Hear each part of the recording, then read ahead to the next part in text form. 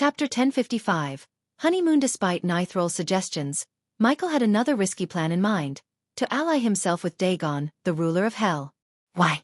Because Dagon held a deep-seated hatred for the Pantheon, making him a potential ally against their common enemy. Do you have any worshippers in the realm of gods? Gaia inquired. Nithrol let out a heavy sigh in response. It has been thousands of years since I set foot in the realm of gods. I doubt I still have any worshippers there. Even if they remained, it would be futile since I cannot hear their prayers. Other gods may have already poached them. Nevertheless, they might find some solace in serving my name, she explained. The idea of amassing worshippers seemed to weigh heavily on Michael's mind after hearing Nithrol's words. While he had the assistance of the system to grow stronger, he recognized the importance of building his own worshippers for the future. Is there anything else you can tell me about the Pantheon? Michael inquired. As Michael inquired about the Pantheon, Nithrol warned him, they are like the sky hall of the realm of gods, overseeing and controlling everything. Any god who dares to defy them will face severe consequences. Trust me when I say this, you don't want to be on the bad side of the Pantheon. But whatever you do, stay away from gods like Rudra. They don't come out of their kingdoms often, but when they do, only death and destruction will follow them. Nithrol's warning about Rudra, the god of war, echoed in Michael's mind.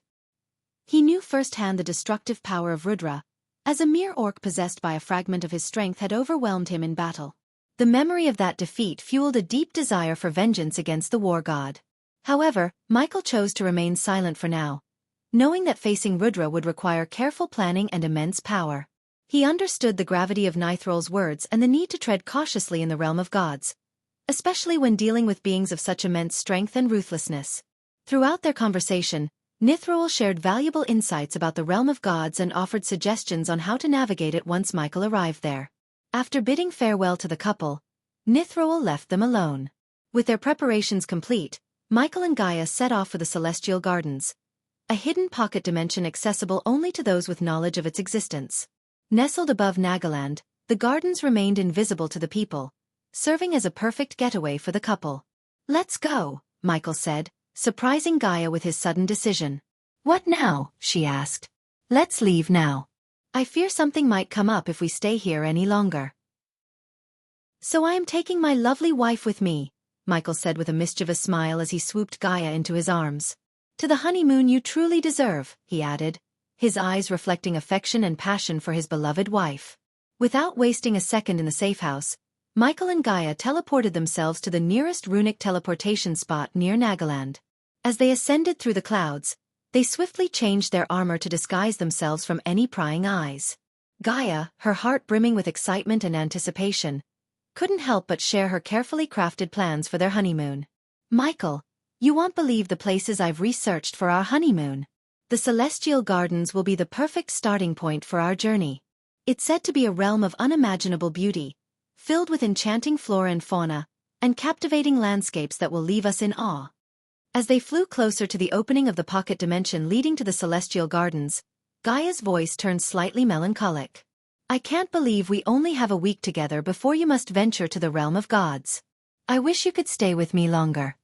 Michael gently squeezed her hand and spoke tenderly. I wish I could too. But dealing with the Pantheon and growing stronger is crucial for our future together.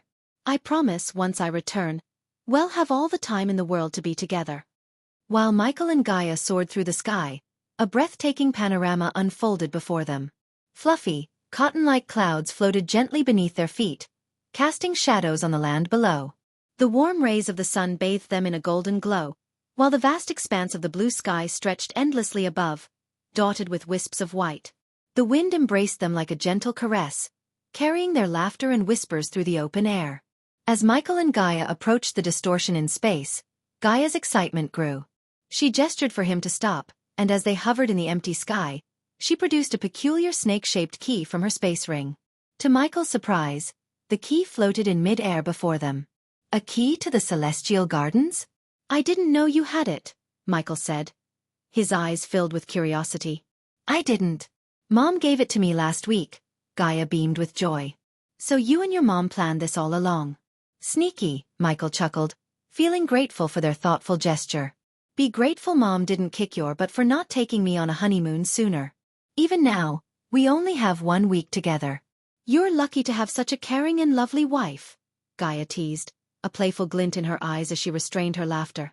With the key hovering before them, they both reached out and touched it simultaneously. As they did, the distortion in space began to grow, revealing a hidden portal to the celestial gardens. Hand in hand, they stepped through the shimmering portal, leaving behind the mortal realm. As Michael stepped through the shimmering portal, he found himself in a breathtaking world unlike anything he had ever seen before. The celestial gardens stretched out before him, a realm of floating islands adorned with vibrant flowers that glowed in the soft moonlight. Each island seemed to emanate a gentle aura, creating a mesmerizing sight that captured his heart. The air was filled with the sweet fragrance of the blossoms, and a gentle breeze caressed his face, carrying a sense of tranquility and peace. The sky above was a mesmerizing tapestry of stars, twinkling like precious gems against a backdrop of deep indigo. It felt as if time had stopped in this ethereal place, and Michael couldn't help but be in awe of its beauty. Looking around, he noticed the islands were interconnected by delicate, luminescent bridges that seemed to weave through the air like delicate spiderwebs. Crystal-clear waterfalls cascaded down from some of the islands, creating small streams that meandered through the floating landscape. Hovering in the sky, Michael spread his senses throughout the celestial gardens and found no life signs. With a devilish grin, he ordered the system to lock down the entrance to the gardens. "How much will it cost to lock the palace down?" he asked. "Free. Consider this my wedding gift to you, host." The system replied, surprising Michael. "Wow, that's a first time," he chuckled. As the system closed down the celestial gardens, Michael turned to Gaia with a loving smile. "After you, Snakey." He gestured for her to move forward and enjoy the sight before her as much as she wanted. Gaia shook her head playfully. "Not without you," she said, pulling him close and kissing him passionately. Finally, after being with her for almost 3 years, Michael felt their love reach new heights. The following hours in the celestial gardens were filled with their deep affection and intimacy, their bond growing even stronger amidst the magical beauty of the floating islands and glowing flowers. As the hours passed, Michael and Gaia found themselves lying on a floating mountain above the soft grassland, wrapped in a soft fluffy bedsheet, and gazing at the sky above. Gaia rested her head on Michael's chest, her eyes filled with love and contentment. "I don't want to sound silly like most girls do, but I'm so in love with you, you bastard," she playfully pinched Michael's cheek. He couldn't help but smile, cherishing these peaceful moments with his wife. "You don't sound silly at all, Gaia. You sound like the beautiful woman I married. I promise you, we will spend the rest of our godly lives like this," Michael reassured her. "With little Michaels and Gaias," Gaia added, her voice hopeful, as she looked at him, silently asking if he shared the same desire. Michael held her gaze, his eyes reflecting a mix of emotions. "Why not?" he finally said with a playful smile. Although he had reservations about having kids, he loved Gaia so deeply that he couldn't bear to deny her the joy of having a family. He wanted to make her happy and see her dreams come true. Gaia was stunned and overjoyed by Michael's response. A wide grin spread across her face, and she couldn't contain her excitement. She showered him with kisses, expressing her happiness in each loving touch. "Really? You mean it?" she asked, her eyes shimmering with joy. "Of course. I may not have considered it before, but seeing how much you want it, I can't resist," Michael replied, brushing her hair affectionately. Gaia chuckled playfully. "So, how many kids are we going to have then?" Michael pretended to think for a moment. Let's see. We have eternity ahead of us, right? So why not enough to populate a kingdom?" he teased, his eyes filled with affection. Gaia's laughter filled the air, and she hugged him tightly. "I love you so much," she whispered. "And I love you more," Michael replied, kissing her forehead. They lay there, wrapped in each other's arms, cherishing the moment and the promise of a future together, filled with love, laughter, and the pitter-patter of little feet. A Calm Before the Storm chapter. Chapter 1056. Reaching the realm of the gods. As the week with Gaia flew by in the blink of an eye, Michael found himself back at the safe house, ready to embark on his journey to the realm of the gods. He bid farewell to his loving wife and friends, expressing his gratitude and promising to return. In the hall, he found Eladir waiting with the teleporter, the key to his next destination. Vidora perched on Michael's shoulder, the loyal companion accompanying him on this perilous journey. With a sense of determination and anticipation, Michael took a deep breath, knowing that the realm of the gods held both challenges and opportunities that he was prepared to face. "Everything's ready," Eladir said, though his concern for the perilous journey ahead was evident in his expression. Despite his worries, he knew that the Dark Lord's decision was final, and he couldn't dissuade him from venturing into the realm of gods. "There's no point in delaying this any longer." "Activate the portal, Eladir," urged Michael, his determination unwavering. Without hesitation, Eladir ascended the stairs leading to the swirling vortex. His fingers traced the intricate runes engraved on the portal's frame, each glowing with power. As the runes activated, a distortion rippled through the air, signaling the gateway to the realm of gods was opening. Iag, perched on Michael's shoulder, showed no signs of fear, only excitement for the legendary adventure that lay ahead. "As you wish," Eladir replied solemnly, fully aware of the risks involved.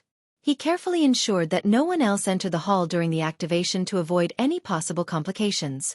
Reluctantly, Michael had agreed to take Vidora with him, mainly because the system had recommended it. Though Vidora hadn't been growing in size, Michael hoped that the realm of gods might hold the key to unlocking Vidora's true potential. As Eladir activated the runes one by one, the black vortex began to form within the teleporter, pulling him towards it. Reacting quickly, Michael rushed up the stairs and pulled Eladir back with a single strong motion, keeping him safe from the vortex's grasp. "Time doesn't flow differently in the realm of gods, so you'll see me soon, hopefully." Michael raised his voice over the howling sound of the vortex. Eladir's concern was evident as he shouted back, "Don't take too long, my lord." With a warm smile, Michael reassured him, "Look after Gaia and the others." As he stepped into the swirling portal, Michael turned back to Eladir and nodded, "I'll see you soon." "See ya around, old man," Iag chimed in excitedly before Michael disappeared into the portal. As Michael traveled through the swirling portal of colors, he couldn't help but feel the weight of recent events weighing on him. The glimpses of his battle with Noah and all the challenges he had faced in the past weeks played before his eyes like vivid memories. Amidst the journey, Iag and Sarba expressed their excitement while witnessing the vibrant images surrounding them. "What is this?" Iag questioned curiously. "A ripple in time and space is causing this," Cain explained. Lost in his thoughts, Michael remained silent, contemplating everything he had experienced. The revelation of Noah being his twin brother still left him in disbelief. Breaking the silence, Saba spoke up. "Are you going to be this silent the whole way? We have no idea how long it'll take us to reach the realm of gods. So we should talk more." Acknowledging the need for conversation, Michael asked, "What do you want to talk about?" Saba hesitated for a moment before bringing up a name. "Actually, I wanted to say something. You know Yasmin Winston?" The mention of the name jogged Michael's memory. He recalled meeting her during the baby shower of Princess Catherine, when he confronted King Breedia. "Noah's cousin?" Michael inquired. "Yes," Saba nodded. "What about her?" Michael asked. "I don't know. Arya said she's been meeting with some important people in Arar. Also, she didn't partake in the war. I wonder what's more important than fighting the Dark Lord," Iag pondered. "Whatever she is planning, Gaia can take care of it," Michael said. "Why do I feel like you want her to face everything by herself?" Iag frowned, surprised that Michael's intentions were evident. "She needs to. I can't always be around her. She used to face everything alone, but now she's starting to depend on me slightly. She is a queen born to lead, so she must lead. This will be a good opportunity for her to lead from the shadows and take care of things while I'm away," Michael explained. "But isn't that the opposite of what the previous Dark Lord said? He was with her, and still, the previous Gaia died. So why are you letting her do this alone?" asked Iag. "Maybe the reason she died is that the previous Dark Lord tried to protect her too much. Sometimes you gotta take risks," Michael responded. As they continued discussing Yasmin and even Eve's sister, Michael remained oblivious to the fact that they were clones sent by the Sky Hall. Regardless of the Sky Hall's plans, Michael had no intention of dealing with them, as he had bigger worries on his mind. Several weeks had passed since Michael entered the portal, and both he and Vidora had grown quite bored. In an attempt to alleviate their boredom, Michael bought a special chessboard and taught Vidora how to play. As the days turned into a month, the once vibrant rainbow tunnel through which they traveled began losing its color, and a whistling wind surrounded them. "I think we're finally here," Michael remarked, but before Vidora could respond, a powerful force sucked them forward, causing Michael to feel as though his body was being torn apart. Closing his eyes, he held onto Vidora tightly to keep them both safe.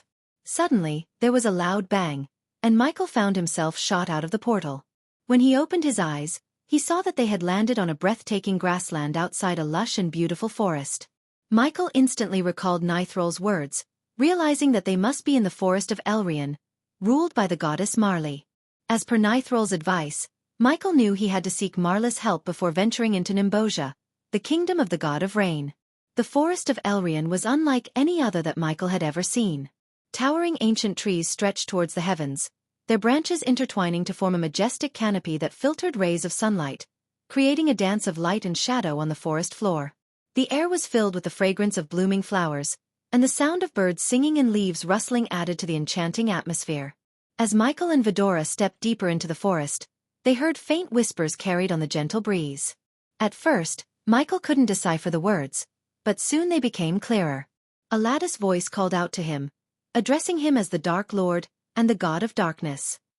"Dark Lord," the voice whispered seductively, "venture deeper into the heart of the forest.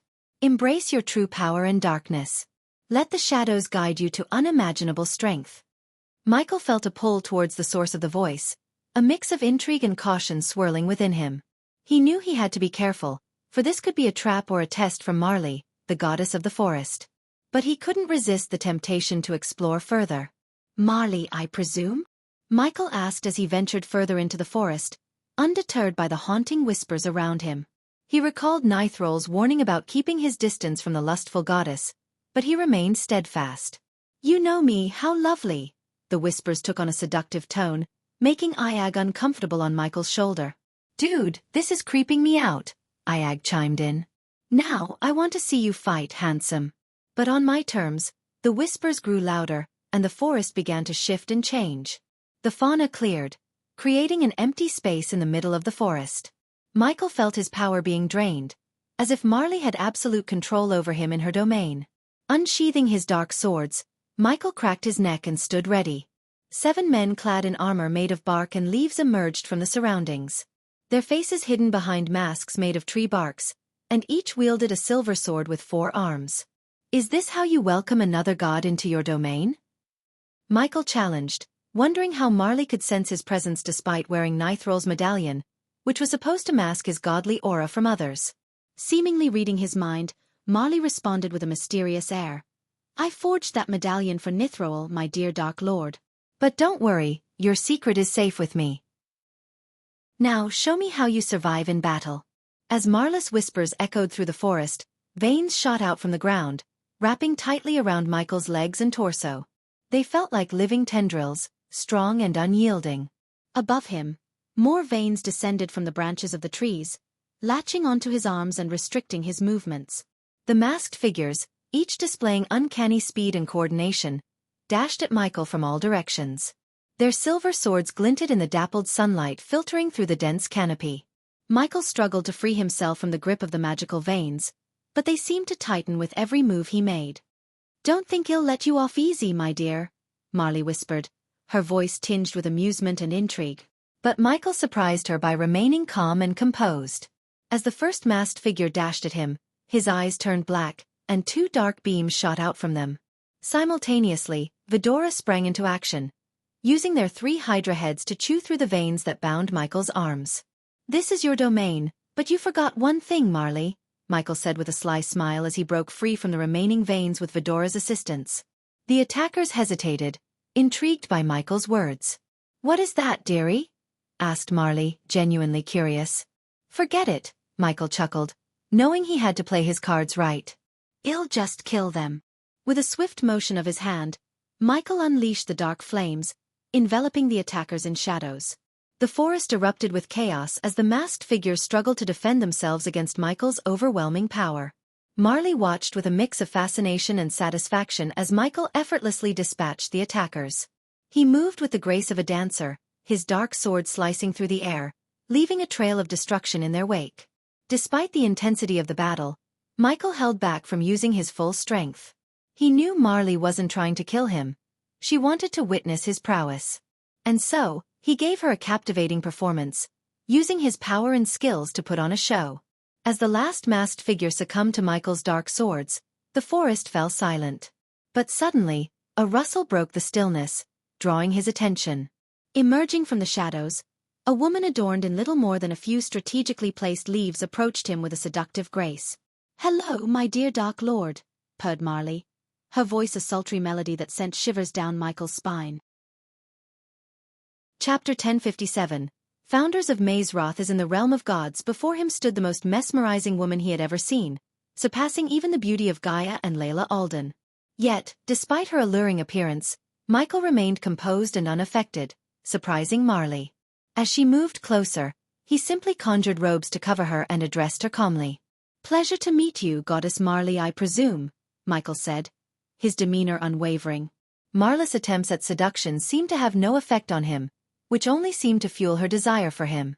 She couldn't resist moving closer, her breath hot on his skin, and her intoxicating fragrance filling the air.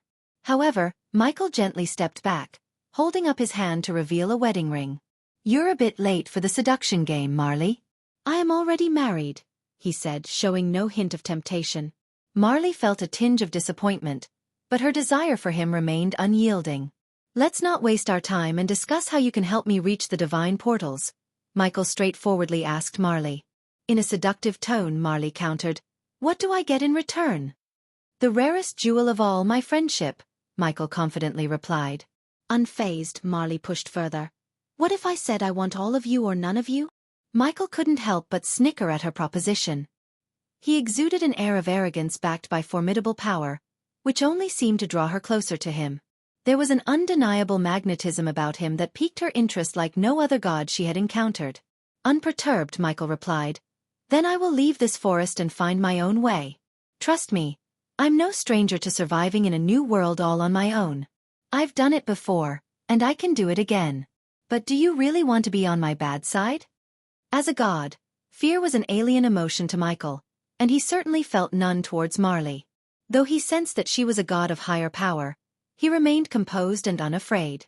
Unexpectedly, Michael reached out and pulled her closer, his hand wrapped around her waist. "We both know there's something that draws you to me as much as I'm drawn to you. So let's cut the pretense and discuss how we can help each other," he said coldly before releasing her. Marley moaned with delight, taking pleasure in asserting her dominance over him. Michael now understood why Nithroel had warned him not to get too close to Marley. "So you seek my help in finding the divine portals. Let me guess, she also told you to go to Nimbosia first and witness the atrocities of Raynar, the god of rain," Marley said, amusement lacing her voice. Curious, Michael pointed to the tree-shaped medallion hanging around his neck. "She gave me this medallion to suppress my god aura and hide my presence from the other gods. But you claim you forged it. What's your connection with Nithroel? Let's take a walk through my domain and talk," Marley gestured, leading Michael beside her. The forest came alive as the fauna and vegetation gracefully moved aside to make way for them. In this part of the world, the divine portals are rare. There is one in the desert of Vikan, but you'll have to fight through monsters and ugly creatures roaming the desert. If they don't get you, the desert dwellers will, Marley warned. "As a god, I believe I can handle a few monsters and whatever these dwellers are," Michael confidently asserted. Marley chuckled, amused by his naive bravado. "Honey, this world is not very different from the one you came from. The people here are unaware of the existence of the world below them. The fortunate mortals who manage to break through the celestial stage end up here, but their memories and powers are stripped away. They either become worshippers to the first god they encounter or go mad. A handful retain their memories, but they always strike some kind of deal with a god." Marley explained the intricacies of the realm of gods. "My point is, dear, only a god will recognize another god. However, since you're wearing my medallion, they will see you as nothing more than a commoner in this world. But don't let being a god get to your head. There are creatures here that can take down even a god and consume their soul. Some of these creatures have lived here longer than any god," she warned as Michael calmly walked beside her, attentively listening to her words. "Besides, if you use your god powers too much, the Pantheon will sense you and find you, regardless of whether you wear my medallion or not. The medallion is for you to keep safe while you learn about this world and build your worshippers. The more devotees you have, the more power you will gain," said Marley. But with the system and the dark seeds, he kinda didn't need worshippers to level up his godhood. Yet, he had a feeling things might not be as simple as he thought. But won't building too many worshippers draw the pantheon's attention? Michael asked. It certainly will. Did you expect your life to be easier here? That's why Nithroel prefers the mortal realm over the realm she was born in, Marley chuckled. Things are simple in the mortal realm, but here, everything is complex and messy, thanks to the pantheon. Now, let me tell you something that will complicate things even further for you. Since I assume you won't join a pantheon, you won't get your own kingdom. So, you have to poach worshippers from other gods. Trust me when I say this, gods do not like it when their worshippers are taken away. Piss them off too much, and they will send their angels to smite you, Marley warned Michael, relishing in the challenge she presented to him. But luckily for you, there is an opportunity you can exploit. The thunder god and rain god are not on friendly terms. If one of them were to die, you could potentially claim their kingdom if you plan your moves right. However, it will draw the attention of the pantheon. So whatever you do, it's impossible for you to survive here without crossing paths with the pantheon. My suggestion to you is to draw their attention and strike some kind of deal. They are all too focused on Dagon, so they might be willing to bring you to their side. Desperate times call for desperate measures, honey, Marley advised, enjoying the thrill of revealing the complexities of the realm of gods to Michael. Marley suggested that Michael work with the pantheon rather than against them. However, she had no idea about his true plans to ally himself with Dagon and fight against the pantheon. As he listened to her explain the complexities of the world, Michael began to consider the idea of working with the pantheon, at least for the time being. I don't think the pantheon will welcome me with open arms, Marley. Apparently, the god of time and space has a bone to pick with me. And your god of war crashed my wedding, Michael said, watching Marla's reaction closely. As soon as she heard the name God of War, her face drained of color, and she trembled in fear. You seem to have pissed off two of the most powerful gods in the pantheon. How did you do that? Asked Marley, clearly taken aback by the revelation. Michael chose not to reveal too much and pretended to have no idea about the reasons behind the god's enmity towards him. He didn't want to give away too many details to Marley, as he was still uncertain about her true intentions and allegiances. I don't know, Michael shrugged in response to Marla's question about Rudra's actions. But it's weird. Rudra doesn't just attack other gods on a whim. He's usually a pretty chill guy. If he decided to do what you said, he must have had a pretty good reason. Damn, I hate thinking too much. This is why I stay as far as possible from the pantheon and their bloody politics, Marley pouted, clearly frustrated with the complexities of the godly world. As they continued walking through the forest, the silence between them lingered for a few moments before Marley finally spoke up. You can spend the night in my forest and we can talk more about this world, she offered. Thank you for your hospitality. But I need to ask you something. Why are you helping me? Michael inquired. Because I need your help, obviously. I told you about the war between the rain god and the thunder god. Many of my worshippers are getting caught in the middle, and they both don't care about the worshippers of another god. Since I cannot leave my domain, I want you to find a way to bring my worshippers here, Marley explained her reasons. And why can't you leave your domain? Michael asked curiously. Not just me, honey. No god who has a kingdom can leave their domain. You'll have to ask the pantheon why, Marley responded with a hint of mystery in her voice. The sudden revelation that no god could leave their domains opened up a world of possibilities for Michael to exploit. If he could somehow kill a god, there wouldn't be interference from another god. But to achieve such a feat, he needed to learn more about the god-killing arrows. Have you ever heard of the people who discovered Mazeroth? If you know Mazeroth in the mortal realm, that is? Michael asked Marley. But when Marley heard his question, she burst into laughter. I know them very well. They are no longer just people, darling. They are gods here and serve the pantheon, Marley said, surprising Michael with this unexpected twist. When did everyone become a god? I have the worst luck in the entire universe, Michael sighed inside. Chapter 1058 The Worshippers of the God of Darkness, honey. They've been serving the pantheon for thousands of years.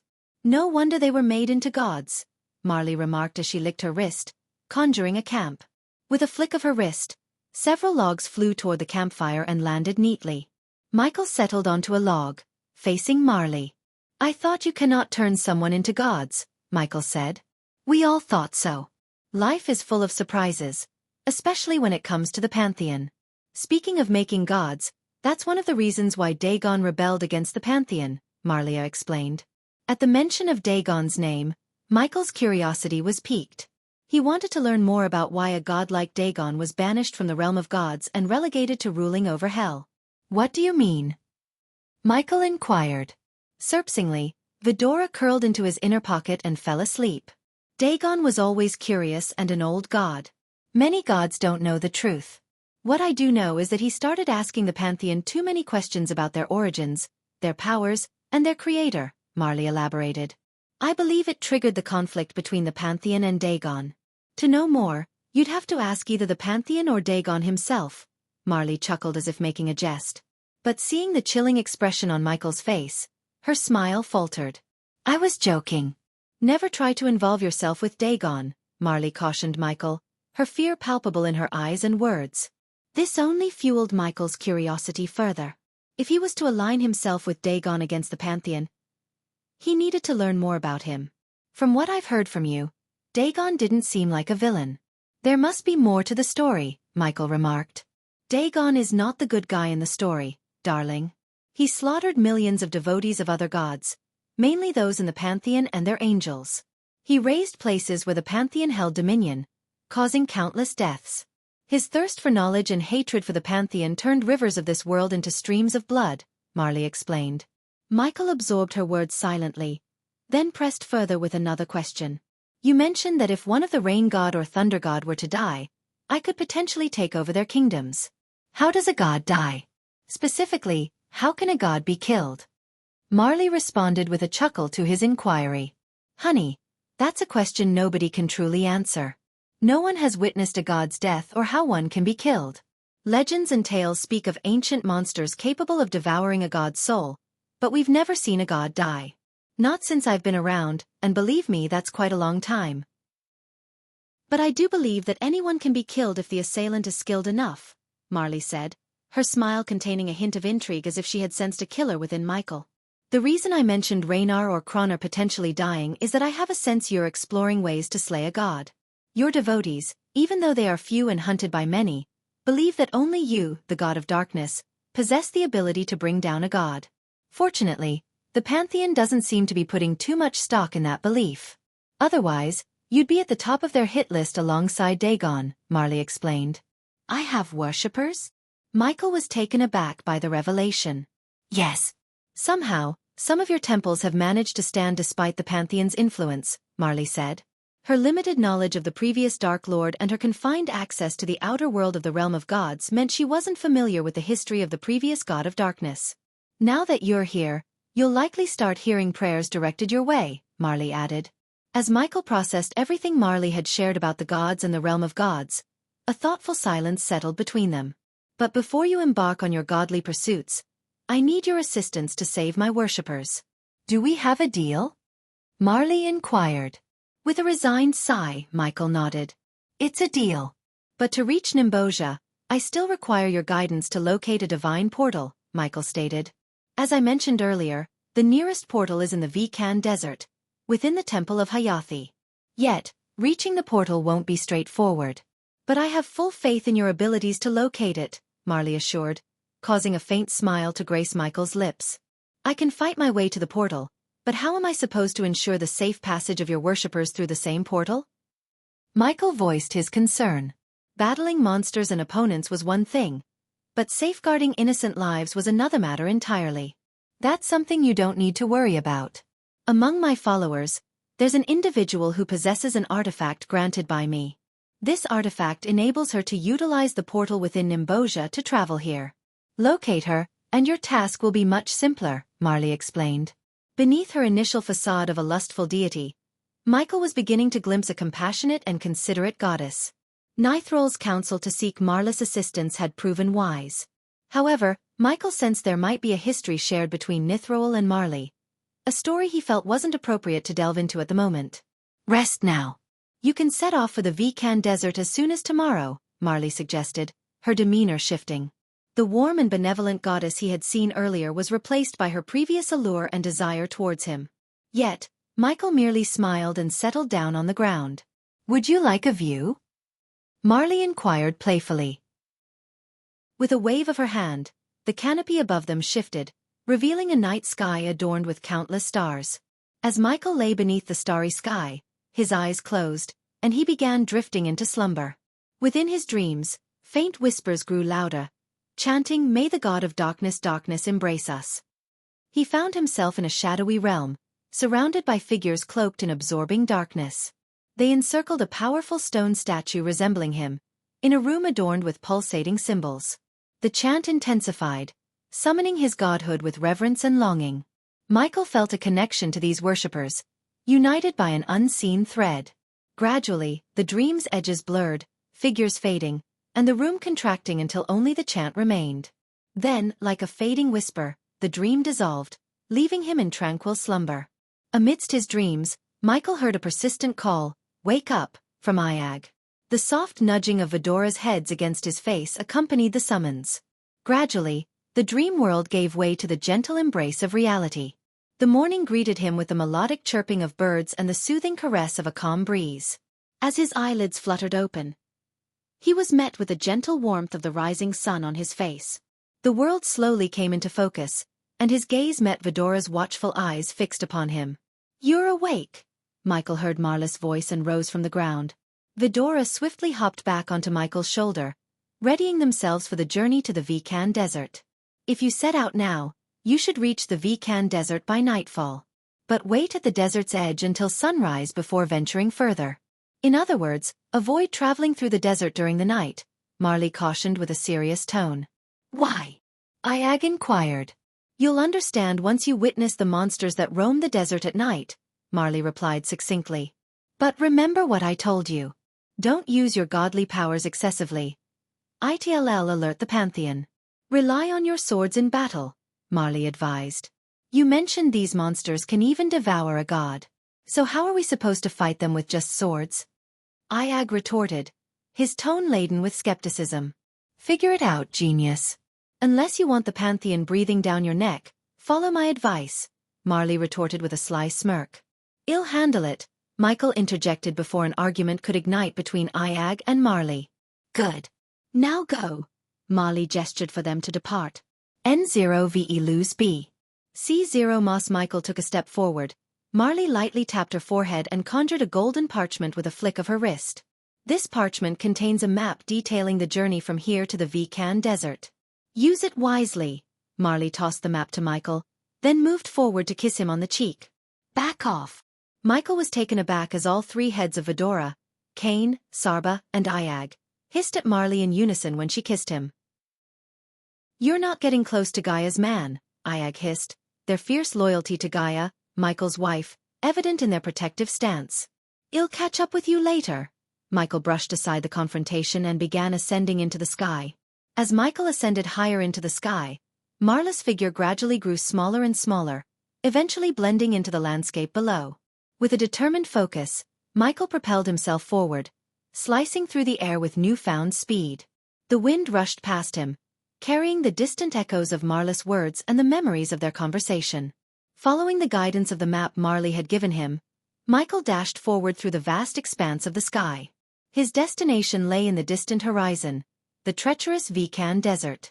The golden parchment in his hand provided a roadmap for his journey, outlining the twists and turns that would lead him to his destination. Beneath him, the forest he had spent the night in began to shrink, gradually fading from view as he soared higher.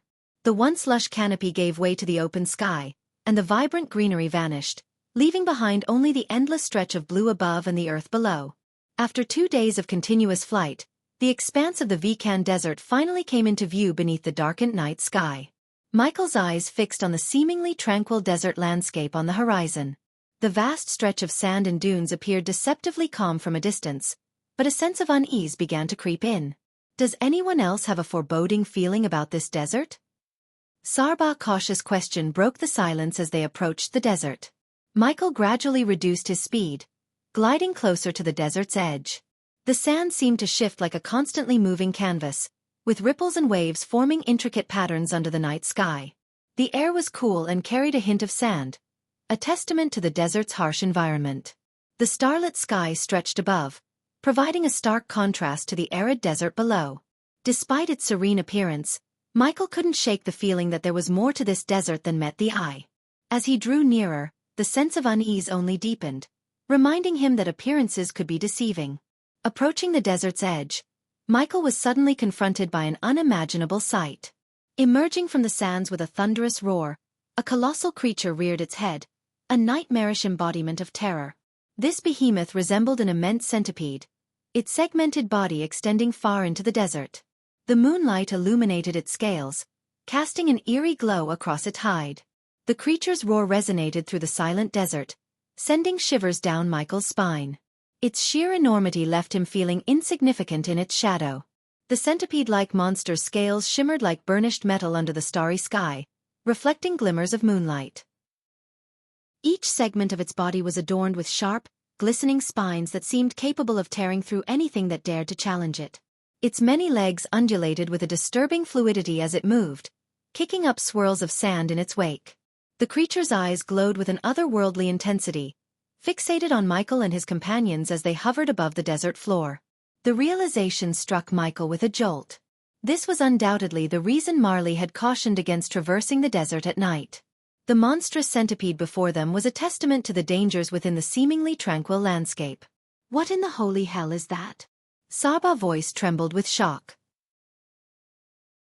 Chapter 1059 The goddess of all monsters standing beside a withered tree at the desert's edge. Michael swiftly retrieved a handful of drones from his space ring.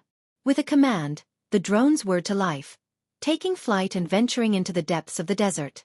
Their tiny forms buzzed against the strong desert winds, disappearing into the vast expanse to gather information. The recent encounter with the colossal centipede monster left Michael still reeling, his thoughts momentarily dazed by the sheer magnitude of the creature. It was the second time he had encountered such an immense monster, the first being the colossal bull within the demon's grave. Saba's voice crackled over the communication channel as he reported, "I can't detect any discernible energy radiation from that creature." Iag echoed the sentiment, adding, "Same here, there's nothing registering on my radar."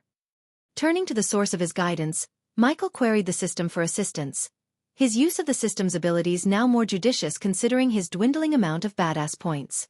He had spent a significant portion to arrive in the realm of gods. "Is there a way to gauge the power level of that monster?" he asked. The system's reply was immediate. The system can provide a device for power level estimation for a cost of 400,000 badass points. Michael weighed his options. "You can, but I want to assess if the creature is stronger than me or not." The system interjected with caution. While the system's main priority is your safety, engaging with a monster of that magnitude could trigger the use of your powers. It's advisable to avoid using them, as the Pantheon could detect you once they're activated. It's recommended to hold off on using your powers until you're more capable. Speaking of growing stronger, I need 2 more dark seeds to advance to level 3 godhood, correct? Michael inquired. That is correct, the system confirmed.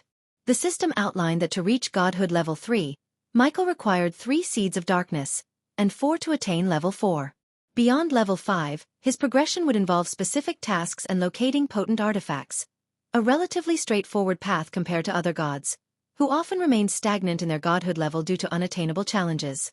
While Michael engaged in this internal conversation with the system, his attention was drawn to a curious sight. Within the desolate landscape, he spotted several cloaked figures stealthily taking cover amidst the ruins of a structure, concealed within the heart of the desert. Michael quickly zoomed in on the figures using the tablet he held in his hand. Vidora's multiple heads leaned in closer, examining the feed from the drones. "Desert dwellers?" Iag questioned, his tone laced with curiosity. "N0VE lose B. C0M, it appears so," Michael replied, his eyes fixed on the images. "Why would they be in a place like this?" Saba pondered aloud. Kane, another of Vidora's heads, chimed in with a more pressing concern. Perhaps the question should be how they're surviving the desert's monsters during the night. One of the figures within the drone feed broke away from the group, seemingly to relieve himself. Cloaked in robes that concealed their identities and goggles to shield their eyes from the abrasive sand, they moved with cautious familiarity. The man ventured outside the shelter of the ruin, his gaze inadvertently falling upon the colossal centipede monster, the Sand Emperor, seemingly drilling into the sand without much concern. "Are you sure this is the right place for the deal, Gadon?" "We've been waiting here for days, and I'm getting tired of this endless sand," the man muttered as he attended to his business.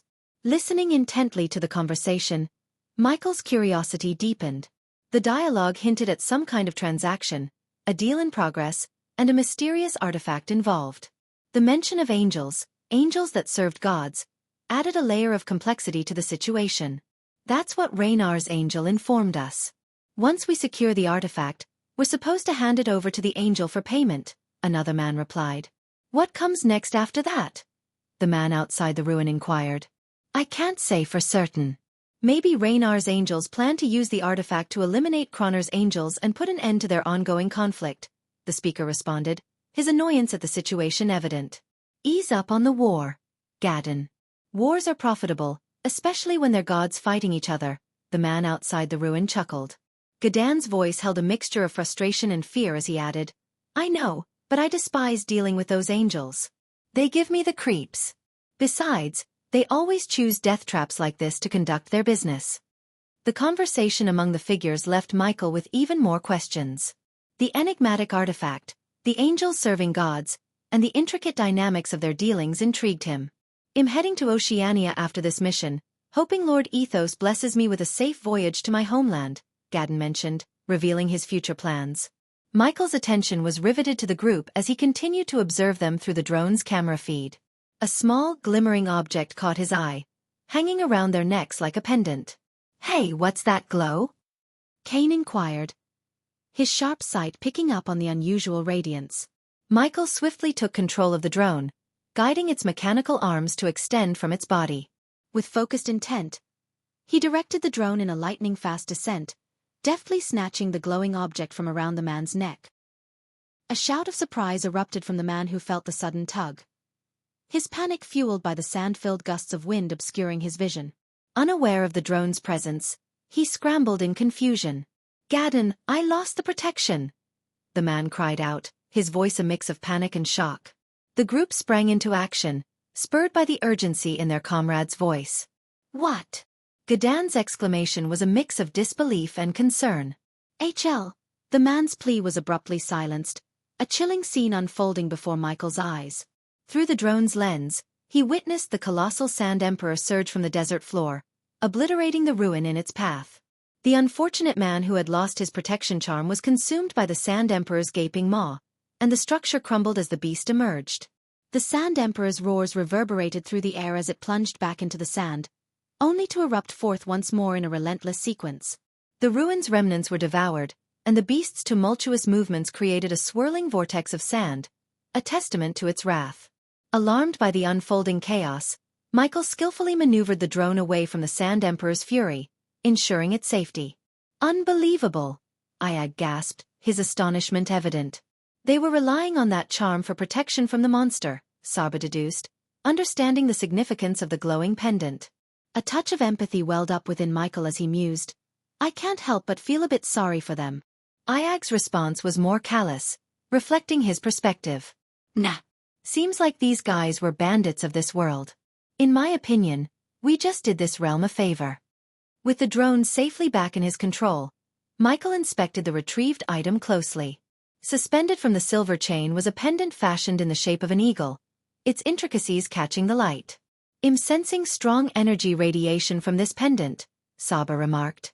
"System, scan this pendant," Michael instructed the system. "The system is unable to complete the task without the purchase of a skill for artifact analysis, costing 500,000 badass points." The system replied. "Buy it," Michael decided promptly. In this new world without Gaia or Lord information, he needed the skill for artifact analysis. A pang of discomfort surged through his brain as the new skill, Analyzer Utility Function, was etched into his consciousness. Congratulations to the host for acquiring Analyzer Utility Function. Scanning initiated.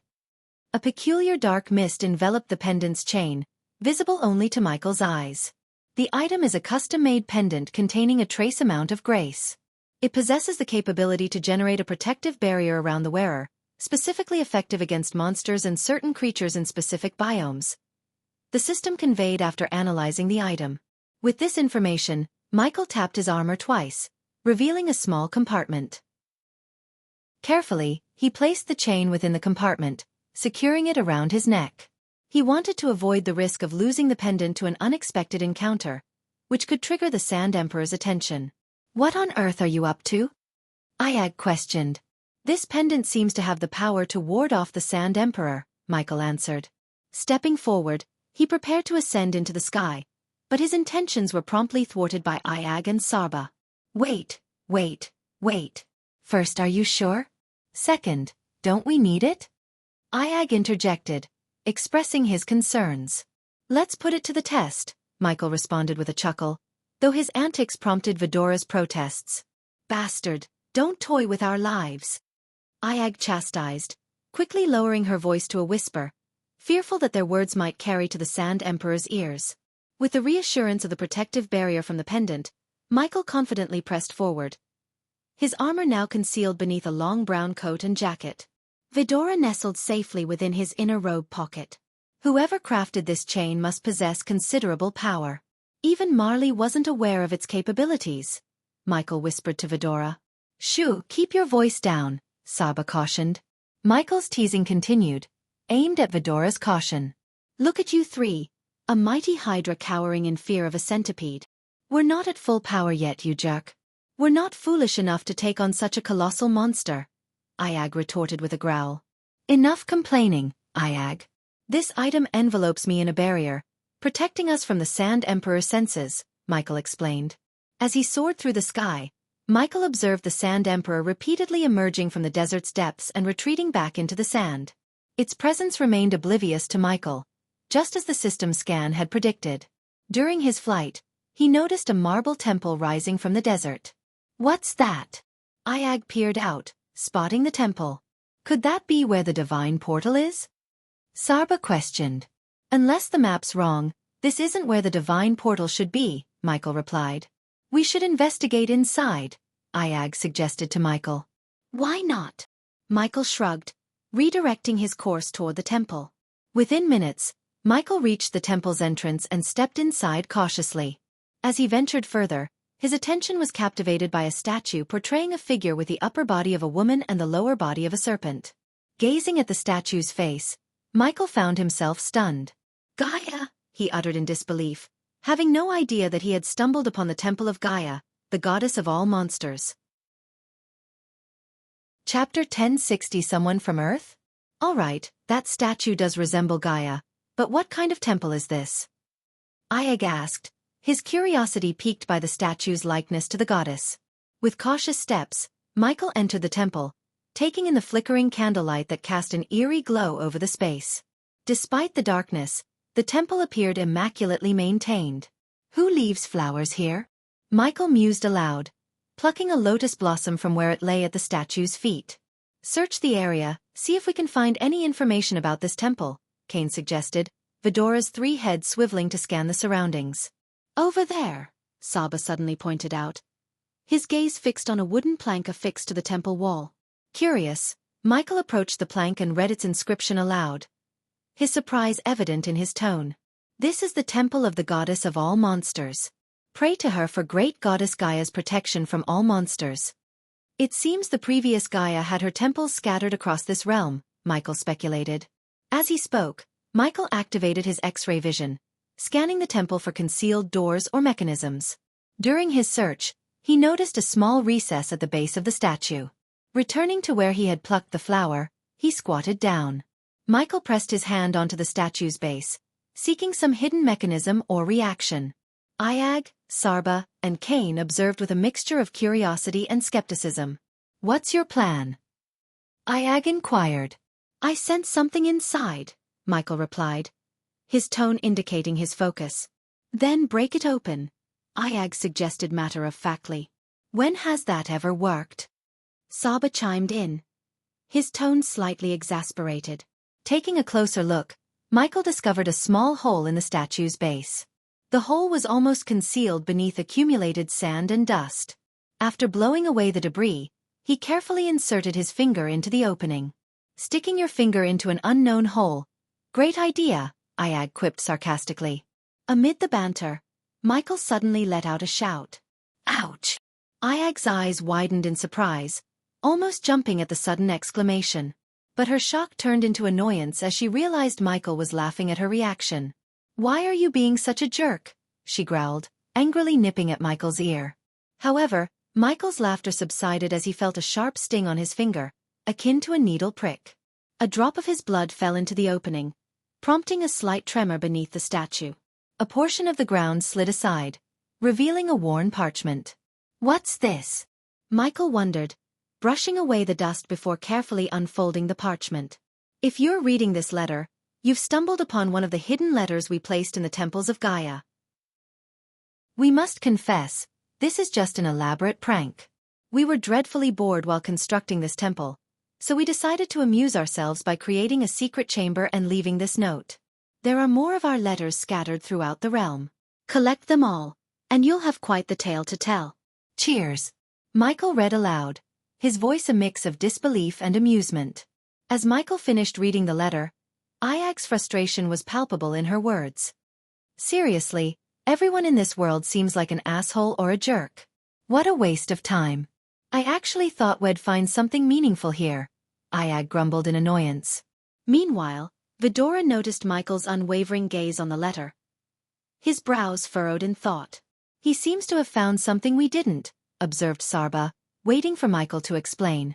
Michael's attention was fixed on the letter as he spoke up, revealing his findings. "This letter, it's made to look ancient, but it isn't.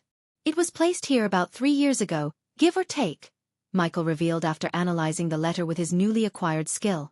"What's even more intriguing is that this letter contains Morse code," Michael continued. "What's Morse code?" Ayag inquired. "It's a method of communication that uses combinations of dots and dashes to represent letters, numbers, and symbols. Dots are short signals, while dashes are longer ones. Each character is encoded using a unique combination of these dots and dashes, forming a message." Kane explained the concept, his knowledge surprising both Ayag and Sarba. "Where did you learn this?" Sarba asked Kane. "During the time you two were asleep, arguing about who would win in a fight between Trista and Lenora," Kane shared with a hint of amusement. "You're such a nerd," Ayag couldn't help but chuckle. "Okay, so you're saying there might be a hidden message in this? If so, what does it say?" Sarba redirected the conversation before it could turn into another Ayag-Kane banter. "It decodes to get to the God of Darkness temple in Misty Swamp." Michael unveiled the true message hidden within the code. "Unless someone suddenly became a Morse code expert in this world, the person who left this message is likely from Earth." Michael's tone turned serious. While he had met Hunter from Earth, he was in a different universe entirely, and he wasn't one to leave cryptic messages. "Let's focus on rescuing Marlis worshippers first, and then we can head to the Misty Swamp," Michael concluded, rising to his feet, ready to leave the temple. Just as Michael was about to step outside the temple, a sudden rush of 5 men entered, catching his attention. These newcomers were dwarves, characterized by their stocky builds, long beards, and battle axes slung across their backs. "Look who we've got here," announced the leading dwarf, his face adorned with a scar that ran across his cheek. He pointed a grubby finger in Michael's direction. Michael surveyed them, his gaze lingering on the protective chains around their necks. He couldn't help but notice the familiarity of those chains. "Have we crossed paths before?" Michael inquired, though his eyes betrayed a hint of wariness. "Never met, but you sure managed to make someone real mad. They put quite the bounty on your head," growled the dwarf leader, his tone oozing hostility. Michael was taken aback. After all, he had only arrived in this world a day ago. "Trust me, I'd know if I'd made someone that mad." "I think you've got the wrong guy," Michael calmly responded, seeking to defuse the situation. "Nah, we're pretty sure. You're a human, not exactly easy on the eyes, and you've got a Hydra as your buddy," the leader dwarf chuckled. "Hey, there you go, admitting I'm not ugly," Michael quipped. "Wait, are you guys not surprised to see a Hydra?" Ayag interjected, her voice tinged with confusion. "Not really. We've seen those scholar types bring back all sorts of endangered species." Another dwarf who wore glasses chimed in matter-of-factly. "N0 Velisp. C0M bring back?" Ayag's astonishment was palpable, yet the thought of someone attempting to artificially create her noble race stirred both hope and anger within her. "Listen, dwarves, I'm not really in the mood for games right now. Normally, I might just give you a good beating because you all look kinda cute. But today, I'm in the mood for some bloodshed. So tell me who put that bounty on my head and get out of my sight. Michael issued his ultimatum, granting the dwarves an opportunity to retreat, even though he suspected they wouldn't take it. In their eyes, Michael didn't exude the aura of a god, thanks to Nithrol's medallion he wore. Seeing Michael as an easy target, the dwarves believed they could overpower and eliminate him without much effort. Did you just call us cute? Another dwarf bellowed, fueled by anger. My apologies for my friend's rudeness. Instead of cute, he should have used the term motherfucking ugly, Iag retorted, her words striking a nerve and igniting the dwarf's fury. You're going to regret this, creature. We'll cut you down and feed your remains to the monsters out there, the leader dwarf threatened, his voice dripping with malice. Wow, that's your best retort? You might want to work on your comebacks. Learning is growing up, Saba mocked, clearly unimpressed. That's ice cold. Growing up, he says. Ha ha ha. Iag erupted in laughter, taunting the dwarves for their stature. Kill them. The dwarves, unable to contain their rage any longer, charged at Michael with their battle axes raised high. Yet, as the leader dwarf closed in, Michael remained composed. With a deliberate motion, he activated the potion-spraying mechanism on his palm, releasing a paralyzing mist into the air. The leader dwarf unwittingly inhaled the mist and promptly froze in place, collapsing to the ground like a lifeless statue. Rendering the dwarves immobile one by one. With the dwarves now paralyzed, Michael approached Dogu, the Dogu. The other dwarves cried out, but their cries fell on deaf ears. Michael continued to disperse the paralyzing potion into the air, rendering the dwarves immobile one by one. With the dwarves now paralyzed, Michael approached Dogu, the leader of the group, and effortlessly lifted him by the neck. The dwarf was powerless to move, save for his eyes. Securing Dogu in one hand, Michael's other hand extended, a needle emerging from his palm. The needle found its mark in the dwarf's mouth, injecting an antidote that would restore his ability to speak, albeit temporarily. What the heck did you do? The dwarf's voice was a mixture of rage and astonishment. I'll be the one asking questions here. If you don't answer, I'll remove this. Michael's fingers played with the silver chain, his tone resolute. No, please. The dwarf's panic was palpable.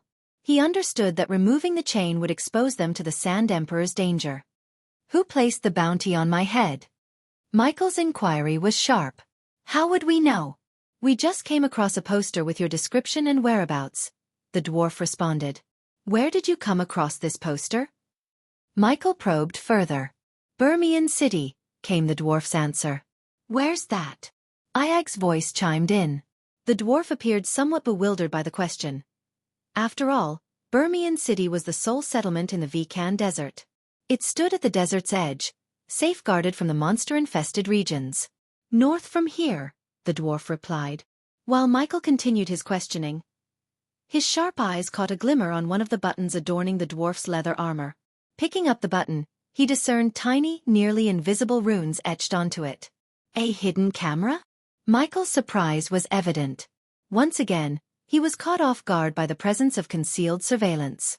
Lifting the button to his face, he addressed the camera directly. To whoever's watching, know this. I'm coming for you.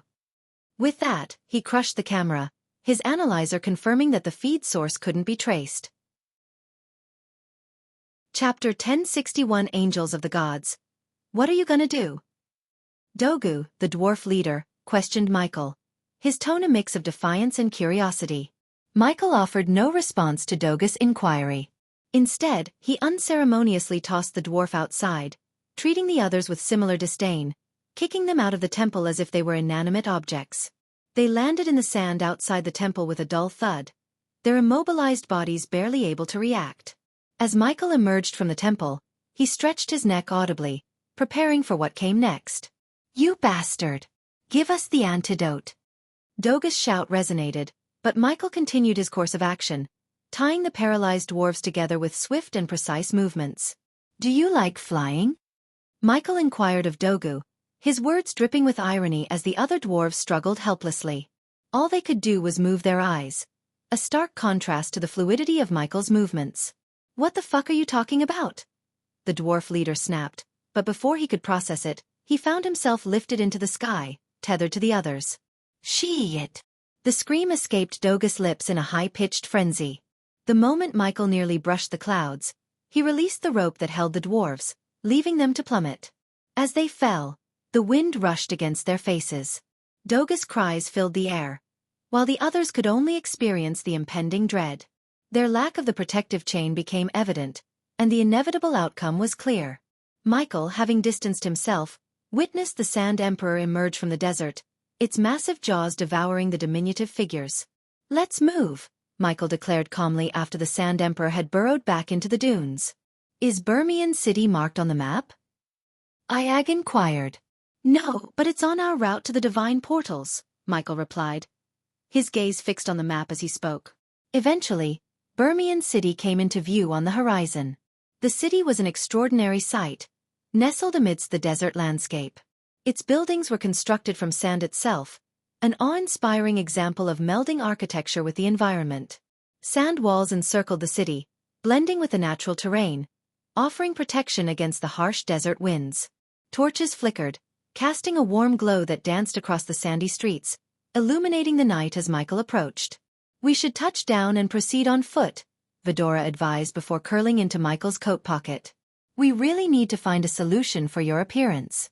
"I'll have to remember to brew a transformation potion for you," Michael remarked as he gently landed on the sandy ground. "I'm curious about what those dwarves said. Creating our species artificially? How is that even possible?" Iag inquired, seeking Michael's thoughts.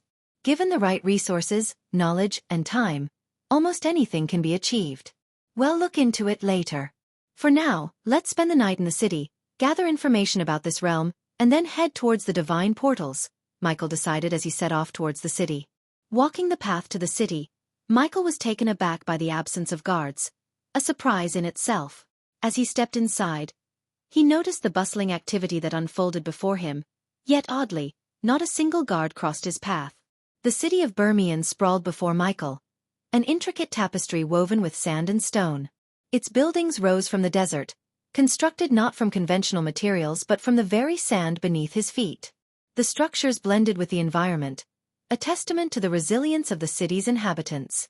As Michael walked through the bustling streets, conversations reached his ears, snippets of discussions that painted a clearer picture of this realm. "Did you hear the latest news about the war between Raynar and Croner?" One person in the crowd asked another, their voices filled with a mix of curiosity and concern. "Yeah, it's been escalating. Some say Raynar's forces managed to secure another territory," the second person replied, shaking their head. "And what about the worshippers of Agra?" A third voice chimed in, worry etched in their tone. "I heard they're preying on those fleeing the war. People trying to escape are being killed or robbed." "True. It's becoming a nightmare. Those Agra worshippers believe that the chaos from the war feeds their god's power," the first person said, their voice tinged with fear. In the bustling streets, Michael's ears caught fragments of conversations drifting through the air. Seeking guidance, he approached a local resident and inquired, "Excuse me, could you point me to a place where I could stay for the night, perhaps a tavern?" "Sure thing," the man replied, gesturing ahead. "Just head straight and take the first left. You can't miss the Sand Castle Tavern." Following the given directions, Michael found himself walking alongside a small group of people who were headed in the same direction. As he turned at the indicated corner, a distinctive cone-shaped structure loomed into view, crafted from sand and crowned with a wooden sign that read Sand Castle. Entering the tavern, Michael was enveloped by its warm atmosphere. The interior was adorned with an array of candle holders and torches that cast a gentle glow across the room. The air was thick with the scent of ale and the sound of animated chatter filled the space. Amidst the lively crowd, Michael was drawn to an empty seat next to a hooded man. Michael settled into the vacant seat and promptly caught the attention of a red-haired young waiter despite the bustling surroundings. "What can I get you?" "Our special tonight is roasted lamb chops with freshly brewed ale," the waiter offered. "I'll take the special," Michael replied, prompting a nod from the young man before he disappeared into the crowd. Amidst the hubbub of conversation, Michael overheard snippets discussing the ongoing war and its toll on the realm. A particularly vocal drunkard complained about the escalation, while another cautioned against speaking ill of the Pantheon. Others joined in, expressing their collective desire for the conflict to end, blaming the Agra worshippers for profiting from the chaos. As the topic turned to Agra worshippers, Michael mentally noted their apparent role in the realm's strife. While listening, He received his mug of ale from the young man, who informed him that his food would follow shortly. "Thank you," Michael acknowledged, his gaze remaining on the scene. Suddenly, his expression shifted to a frown as he sensed a formidable presence coalescing around the tavern through his environmental awareness. These powerful entities were closing in from all directions with astonishing speed. Suddenly, before anyone could react, the wooden door exploded into splinters as a group of men clad in gleaming white armor burst into the tavern. Their entrance was accompanied by the cacophony of gunshots, as they ordered everyone to freeze. N0VE lose B. C0M, nobody move. Stay where you are. One of the armored men shouted, his voice sharp and commanding. The patrons inside the tavern were shocked by the abrupt intrusion, their initial chatter giving way to startled shouts. "Angels!" Someone yelled in disbelief. The group of intruders, unmistakably angels by their appearance, acted with swift authority. They pointed their weapons at the bewildered crowd, forcing them to drop to their knees in submission. Fear and panic were palpable in the air as people complied, their faces etched with terror. Michael's gaze locked onto the angels, taking in the feathery wings on their backs and the gleam of silver swords hanging at their waists. Their imposing presence and the gleaming armor marked them as formidable beings, and he remained still in his seat, carefully observing the unfolding scene while keeping his own abilities concealed. As the tense minutes passed, one of the angels approached Michael's table. With a stern expression, the angel forcefully pushed him and the man seated beside him to the ground, their bodies ending up on their knees. The pressure of the angel's hand on his shoulder was firm, leaving no room for resistance. Gradually, the scene repeated throughout the tavern, with the patrons being forced to kneel under the watchful eyes of the angels. Michael observed as the once lively atmosphere turned into one of complete submission. Fear was evident in the eyes of the people, who avoided making direct eye contact with the celestial beings that had invaded their space. Whispers of prayers and muted sobs filled the air as the angels established their dominance over the establishment. Michael remained vigilant, his instincts telling him that this encounter might have something to do with the events in the realm, possibly connected to the war between Raynar and Cronar. After a tense silence, a figure clad in resplendent white armor entered the tavern, his heavy footfalls resounding like ominous drumbeats. The angel's golden wings marked him as distinct, and upon his arrival, the other angels snapped to attention, standing rigidly in his presence. "It has come to my attention that an Agra worshipper dwells among you," the angel with the glistening wings addressed the terrified patrons. His voice was measured, but an underlying current of deadly intent laced his words. The tavern's occupants exchanged fearful glances and hushed whispers at the angel's pronouncement. "Reveal the offender now, or all shall suffer the consequences. 100 innocent lives may be sacrificed, but not a single Agra worshipper shall escape retribution," the angel declared without any compassion. "If this world seems harsh, brace yourself for the realm of gods." "There, things are far worse," echoed Nithrol's warning in Michael's thoughts. He kept his head lowered, concealing his godly identity. As his eyes flicked upward, he noticed the angel's gaze fixated on him. To Michael's dismay, the angel steadily advanced toward him. "There's a scent of impending death here," the golden-winged angel remarked, inhaling deeply as if savoring the air around Michael. A chuckle escaped the angel's lips, and he leaned in closer to Michael. "Ah, what do we have here? Word has it that you're bound for the divine portal. But do you think you can slip away unnoticed?" The angel's question dripped with taunting amusement as he unsheathed his sword with deliberate slowness. Internally sighing, Michael was utterly perplexed, unable to fathom how the angel had deduced his intentions. Suspicion even brushed against Marley, but he found it difficult to believe that she could have betrayed him. Chapter 1062 Smiting the Angels. The leader angel's demand hung heavily in the tense air, causing the tavern's patrons to shrink back in fear and silence. None dared to utter a word. With measured precision, the angel positioned his sword menacingly between Michael and the customer seated next to him. Michael's thoughts raced as he grappled with the angel's words. "What is he talking about?" he muttered to himself, bewildered by the situation. "Reveal the portal's location and I shall grant you swift death," the leading angel commanded. Michael's heavy sigh underscored his mounting frustration. He had hoped to find the divine portals, but this encounter revealed that the situation was far more complex. Someone had indeed concealed the portals, likely the very Agra worshipper this angel sought. Michael's mind raced to understand the how and why of it. The angel's voice grew sterner. "No answer then? He looked piercingly at Michael. A golden light began to envelop the angel's sword, and Michael braced himself for the confrontation. He intended to defend himself and counterattack, though he knew it would complicate his plan to gather more knowledge before engaging in battles. Unexpectedly, the hooded figure at Michael's side sprang into action, his voice an exasperated growl. A crimson-red beam shot forth, striking the angel's chest and sending him hurtling through the crowd. The turn of events surprised Michael, as the other angels scrambled to respond. "Kill the Agra worshipper!" they cried in unison, launching themselves toward the hooded figure.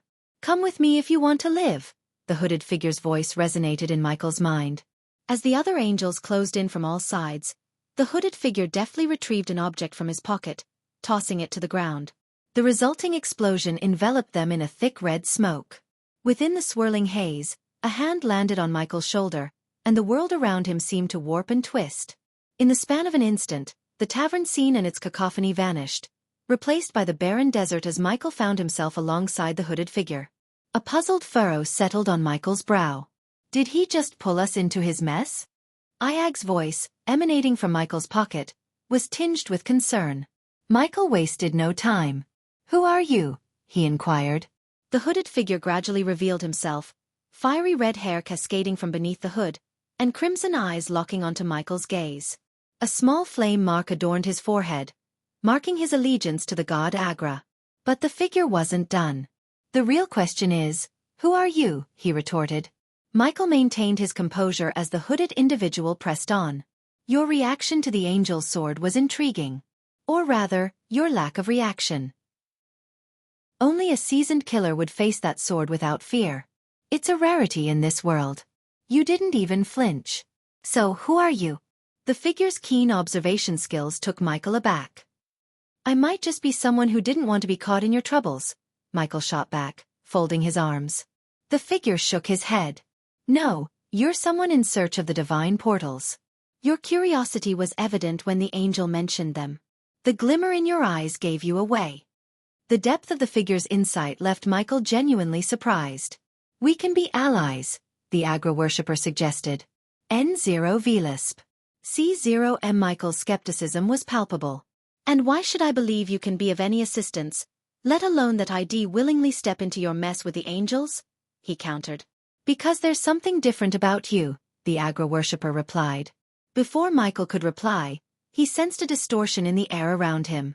"They're coming," Saba whispered through their mental link, detecting an impending teleportation. True to Sarba's premonition, a portal materialized next to Michael and the Agra worshipper.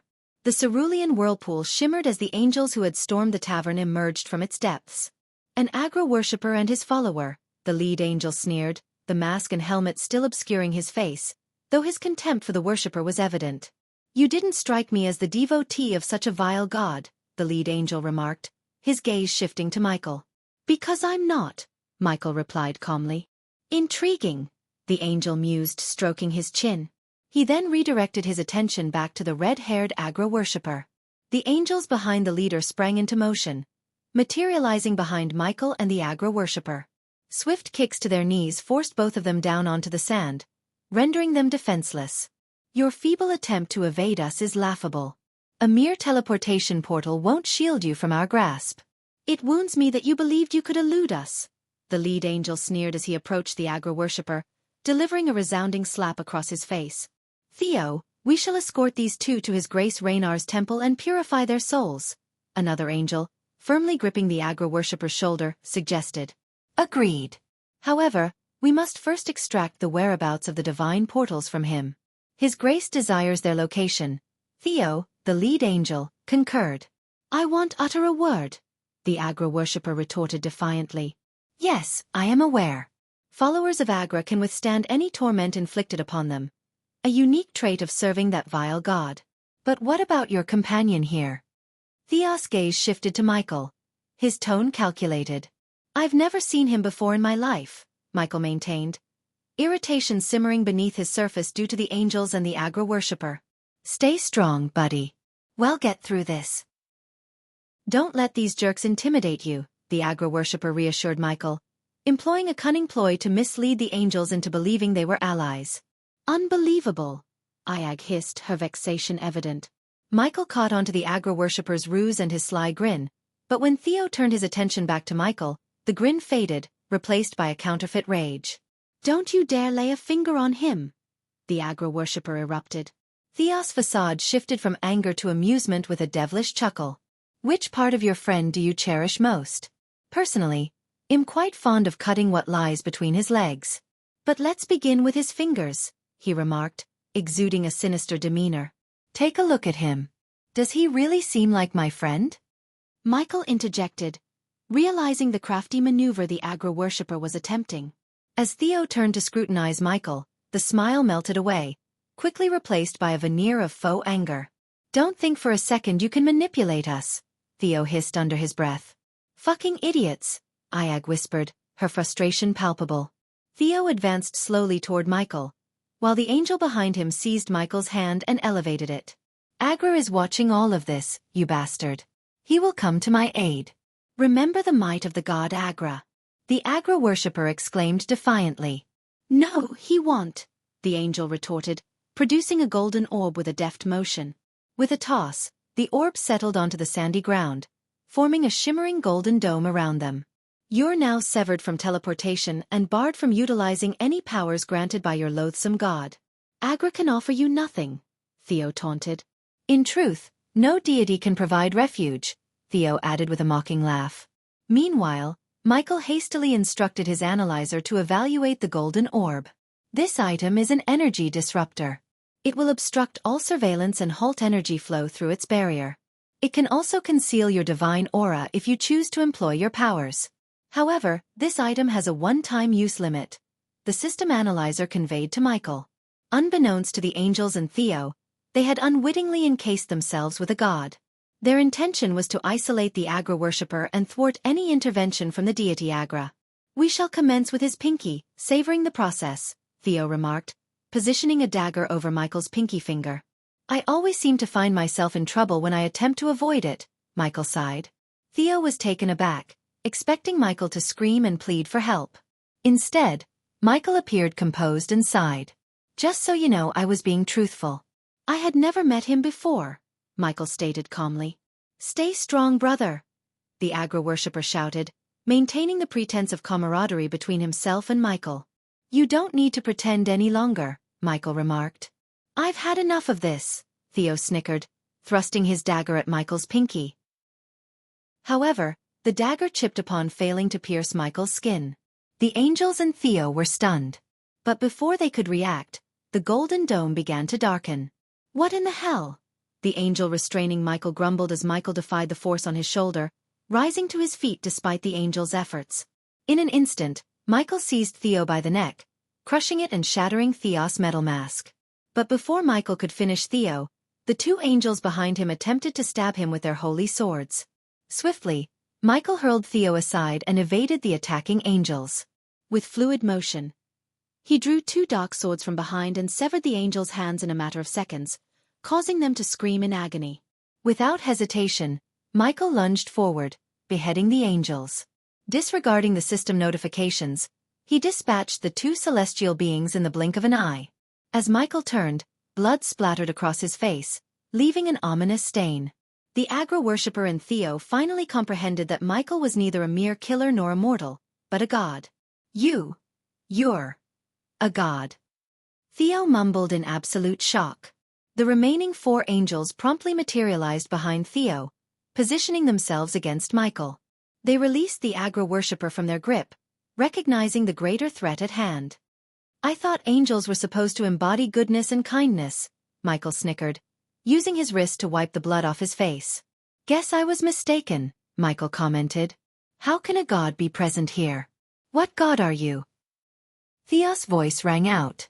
"That's a question whose answer you won't discover in this lifetime," Michael responded calmly. Simultaneously, within the golden dome, darkness engulfed the space, rendering it pitch black. The Agra worshipper inched away, horrified by the angel's screams and the cacophony of blades slicing through both metal and flesh. The sickening sounds of blood spraying and the metallic tang of the scent filled the air, overwhelming his senses. Chapter 1063 Cultivation Realms. In the realm of gods. As the darkness within the golden dome dissipated, The agro-worshipper gazed at Michael with a mixture of fear and shock in his eyes. He realized something was off about the man, but the revelation that he was a god caught him entirely off guard. Now that you've dragged me into your mess, are you going to tell me where to find the divine portals?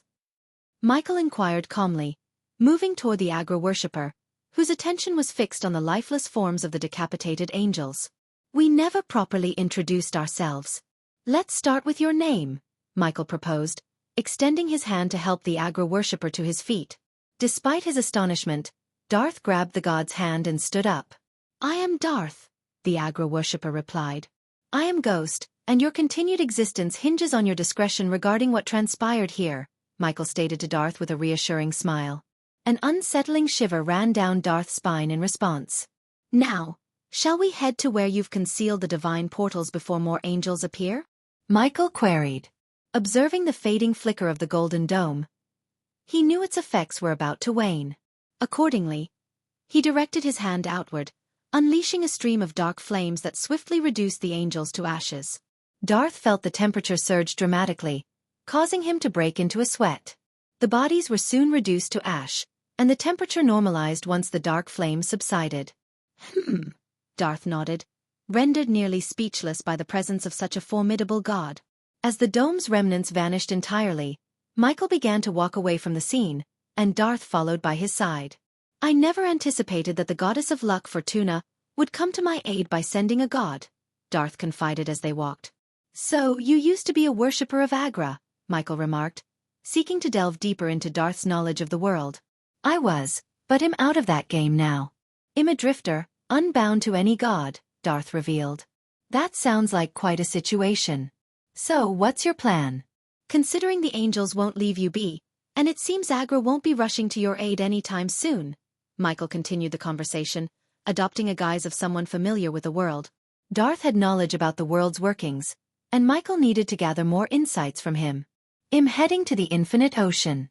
The divine portals will serve as my means to get there.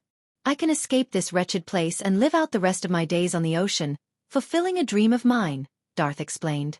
But if the angels believed you found and concealed the divine portals, why didn't you use them to leave instead of returning to Birmian City?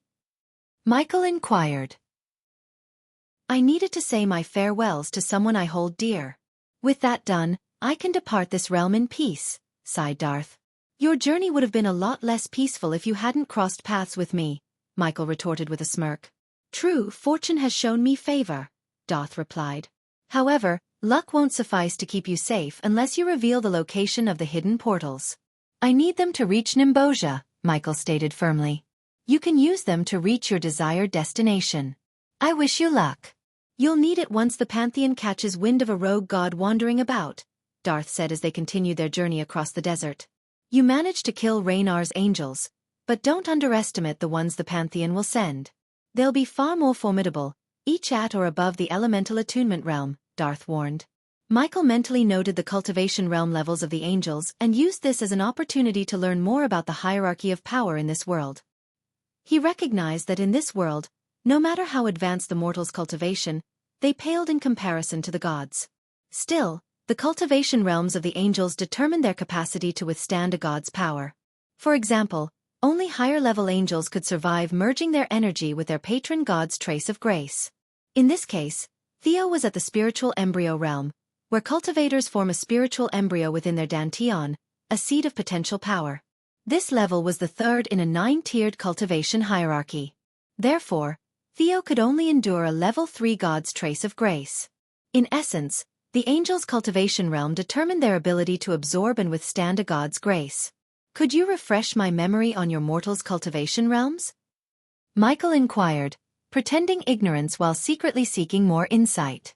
Darth, sensing something peculiar about the god beside him, no longer attempted to manipulate the situation.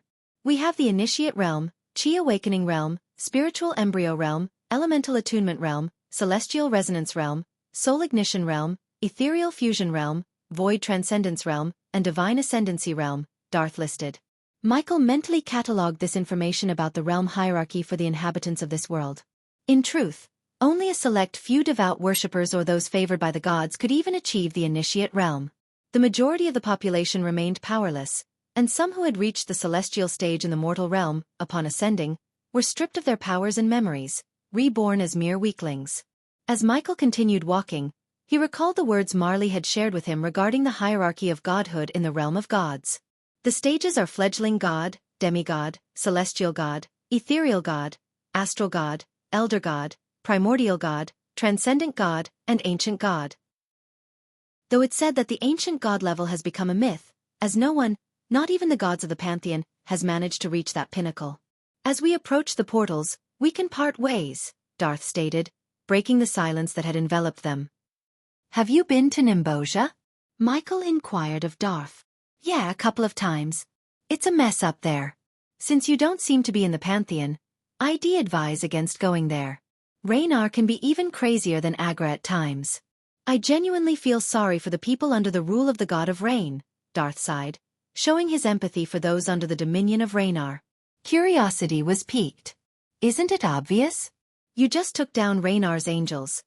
Angels of a... Why do you assume I'm not from the pantheon? Michael's curiosity was piqued. Isn't it obvious? You just took down Raynar's angels. Angels of a pantheon god. It's rare for anyone in the pantheon to kill another god's angels. Angels from one god killing those of another has happened, but gods directly killing angels of another god? That's not something I've heard of, Darth explained. As Michael and Darth continued their journey towards the divine portals, Michael gained more insights into the realm of gods from Darth's perspective. However, Darth was unaware of the peculiar phenomenon preventing gods from venturing outside their domains, a topic Michael was keen to explore. N0VELU-SB. C0M, if you don't mind my asking, why are you heading to Nimbosia? Inquired Darth. I'm taking a vacation and exploring the world, Michael responded with a wry smile. Darth realized that Michael wouldn't reveal his true purpose for visiting Nimbosia. He had no interest in anything beyond getting rid of Theo and his angels. Now that they were out of the picture, Darth's focus was on reaching the infinite ocean and starting anew there. What if Agra sends his angels to punish you for abandoning your devotion to him? Michael asked, probing the consequences of forsaking a god's worship. I hope he won't until I reach the infinite ocean. Once I'm there, no one can catch me, Darth explained. Why is that? Michael inquired. Darth was once again taken aback by the god's lack of knowledge. Nonetheless, he chose to share information until they reached the location of the hidden divine portals. The infinite ocean earned its name for a reason. Moreover, the gods hold no sway over the ocean. It's a forbidden zone, Darth clarified. As they conversed, they ascended a sand dune and beheld the oasis in the distance. The lush appearance of the oasis offered a stark contrast to the surrounding desert. Is that where you've hidden the portals? Michael asked Darth. Darth nodded. With a relieved sigh, Michael and Darth made their way towards the oasis. Despite its apparent lack of inhabitants, Michael remained vigilant, his senses on high alert. Allow me some time to dispel the illusions. Once they're gone, I'll activate the portals, and you can use one to reach Nimbosia, Darth instructed Michael. Sounds like a plan, Michael responded. As the oasis drew closer, Michael's excitement grew. The realm of gods held both challenges and opportunities that he was eager to explore. How much time do you need to dispel the illusions? Michael inquired. 10 minutes should suffice, replied Darth. Approaching the oasis, Michael squatted down to splash his face with the cool water. The refreshing sensation of the water against his skin revitalized him. Can we really trust this guy? Iag's voice whispered from his coat pocket. Absolutely not, and we don't need to. Once we have the portal, we'll go our separate ways, Michael replied. I think we should eliminate him, suggested Iag. No, I suspect he has some tricks up his sleeve. We shouldn't make more enemies in this world until we understand the situation better, Michael explained. While washing his face, Michael glanced at his reflection in the clear water. But his attention was quickly drawn to something else. In the sky, a fiery and brilliant object streaked through, rapidly approaching them. Turning slowly, Michael saw what seemed like a shooting star heading straight for them. An uneasy feeling settled over him as he frowned, sensing that something was off. The shooting star grew larger and drew nearer.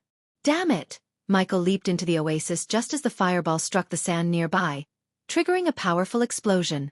Emerging from the water, Michael observed a figure emerging from the aftermath of smoke and sand.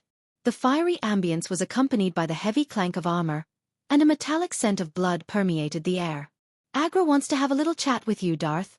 The figure's voice cut through the lingering smoke and sand. Michael's gaze shifted to Darth, who was gradually rising to his feet. "He wants his favorite angel back." The figure's words were aimed directly at Darth. Chapter 1064 God Agra and his angels Larn. The words slipped from Darth's lips as he laboriously regained his footing. Meanwhile, Michael remained afloat in the oasis, his head above the water. Vidora's ability to breathe underwater had proved to be a life-saving advantage. Larn, the angel of God Agra, grabbed Darth by the neck, raising him off the ground.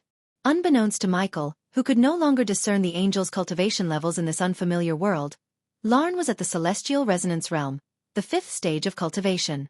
This meant he could absorb a fragment of level 5 God Agra's grace to gain a power boost. "You can emerge from the water now," Larn's voice cut through, addressing Michael. With a sigh, Michael waded out of the water, his neck making a cracking sound as he stretched it. "Who are you?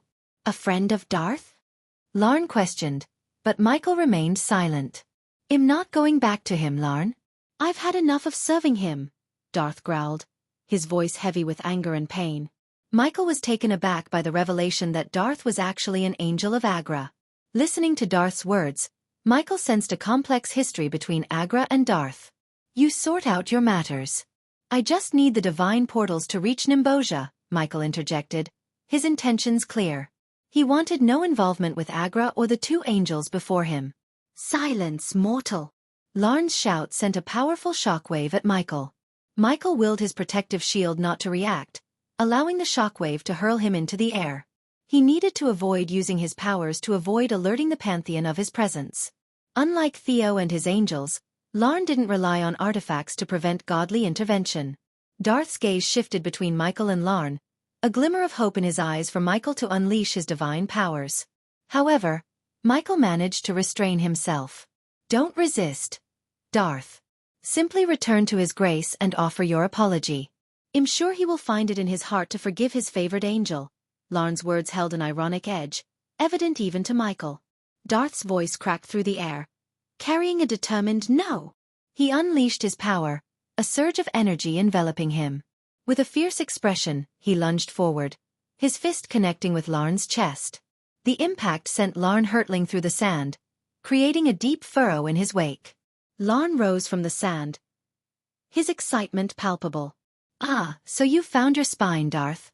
Let's see what you can truly do," he taunted, his voice dripping with anticipation.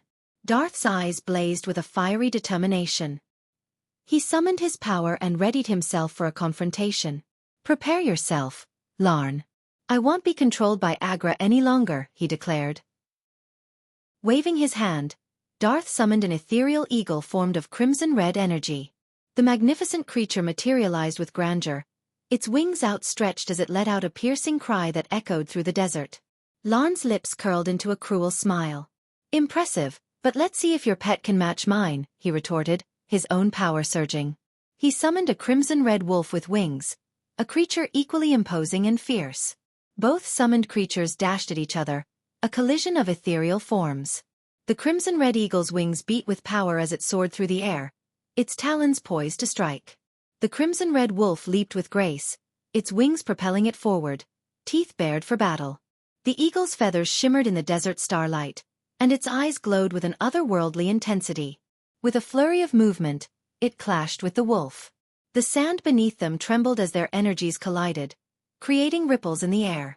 Darth's gaze remained unwavering as he controlled the movements of his summoned eagle. "Show him your strength," he whispered to his creation. Larn's laughter echoed as he guided his crimson-red wolf. "Come on, Darth. Is this the best you can do?" he taunted, his voice mocking. The fight raged on, each summon unleashing its own arsenal of attacks. The desert around them shook with their power, sand swirling in chaotic eddies. The clash of energies created bursts of light and sound that reverberated through the oasis. Darth's determination fueled the crimson-red eagle, each movement precise and calculated. The wolf matched its adversary with equal ferocity, teeth snapping and wings slashing through the air. The battle was a spectacle of raw power and intensity. Amidst the clash of summoned creatures, Darth's voice cut through the tumultuous air. Agra is not a god. He's an evil entity that seeks nothing but death and destruction. His words reverberated with conviction, carried by the winds of the battle. Larn's retort was swift, his crimson-red wolf lunging at the eagle with renewed vigor. And yet, you serve that same entity without batting an eye. What's changed, Darth? Suddenly questioning the very being you once worshipped? His voice held a mixture of scorn and amusement. Landscape. Larn's taunts continued, his voice dripping with mockery. Is this an amusement? As the ethereal battle raged on, Michael watched from a distance with growing annoyance. The divine portals were within reach, yet the interruption by these angels continued to thwart his plans. He clenched his fists, his patience wearing thin. He wanted to end this conflict and secure the means to reach Nimbosia. Darth's anger and determination seemed to fuel his summoned eagle further. Its movements became more intricate, its attacks more strategic. The crimson-red wolf countered with equal fervor, each clash of energy sending shockwaves through the desert landscape. Larn's taunts continued, his voice dripping with mockery.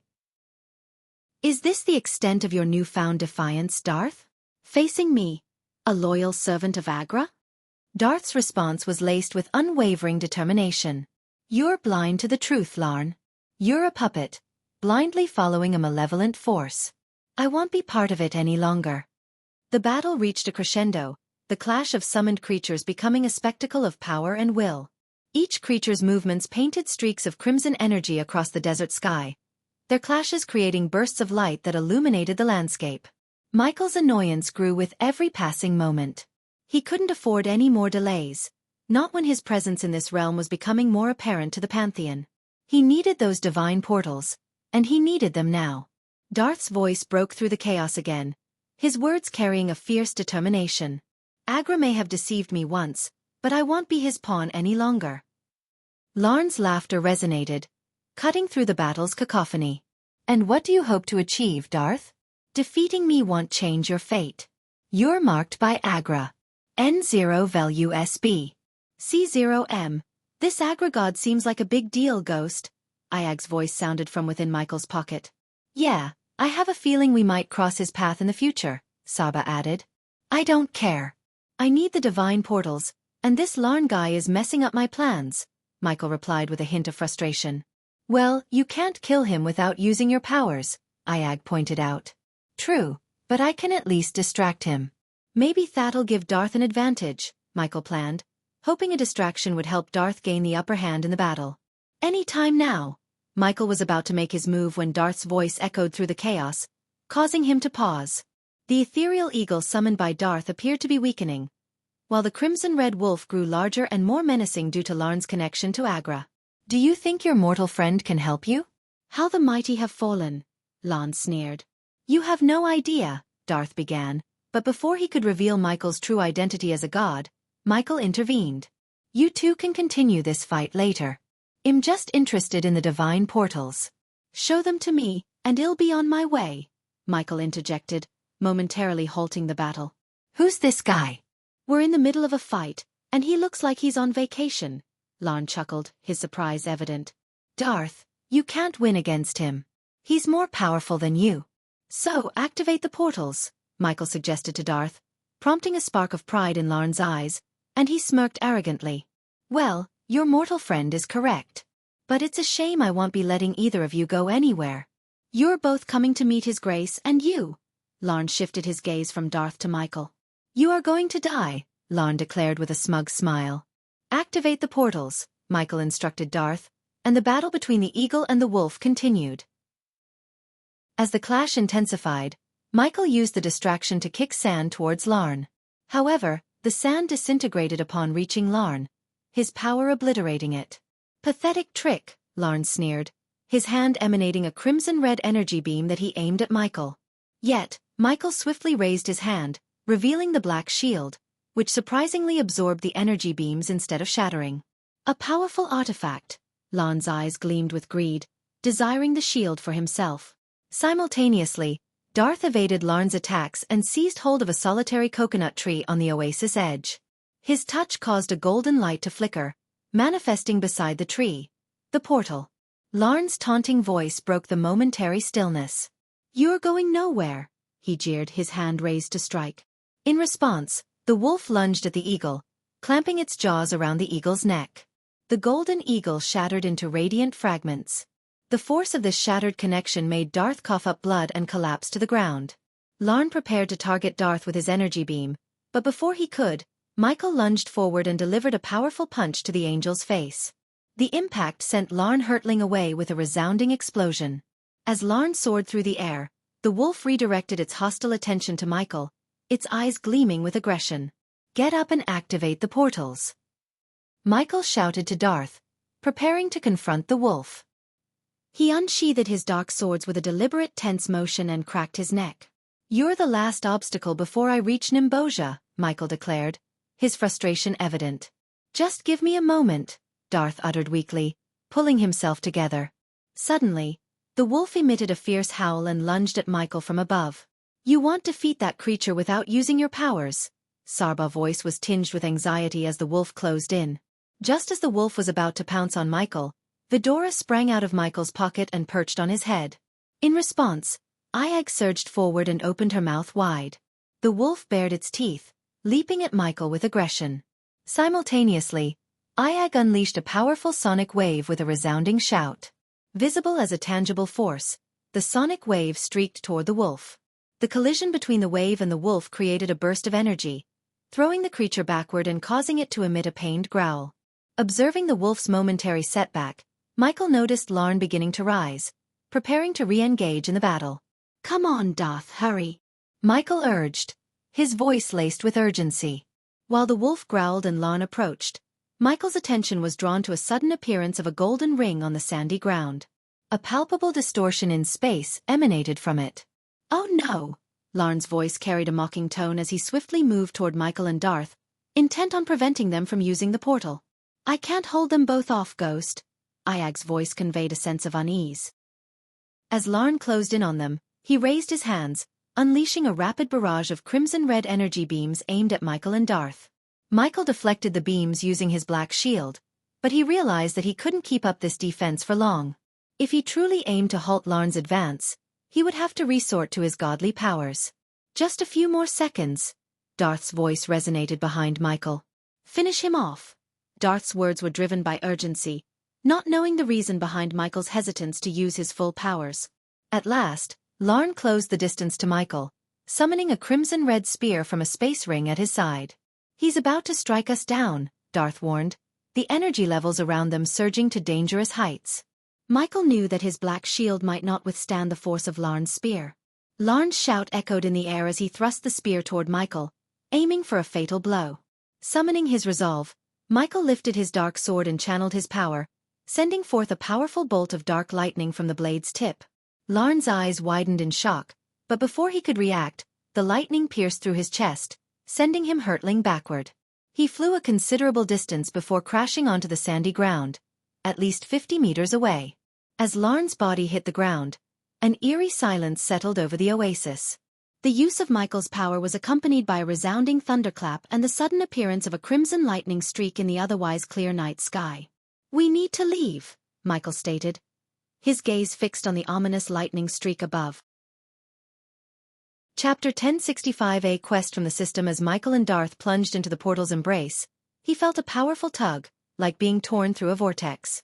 Unlike the instant teleportation he was accustomed to in the mortal realm, this journey was more like traversing a bridge of light, a luminous passage that carried him alongside Darth. "So, you were one of Agra's angels?" Michael inquired during their journey. "That's a part of my life I'd rather leave behind," Darth responded, his voice carrying the fatigue from his battle with Larn. The backlash of Larn's attack had affected Darth due to the connection he shared with his summoned creature, the Golden Eagle. "I won't pry into the details, but you did drag me into your mess. If Agra's angels come hunting for me, you'll have to pay the consequences," Michael stated, his tone frigid.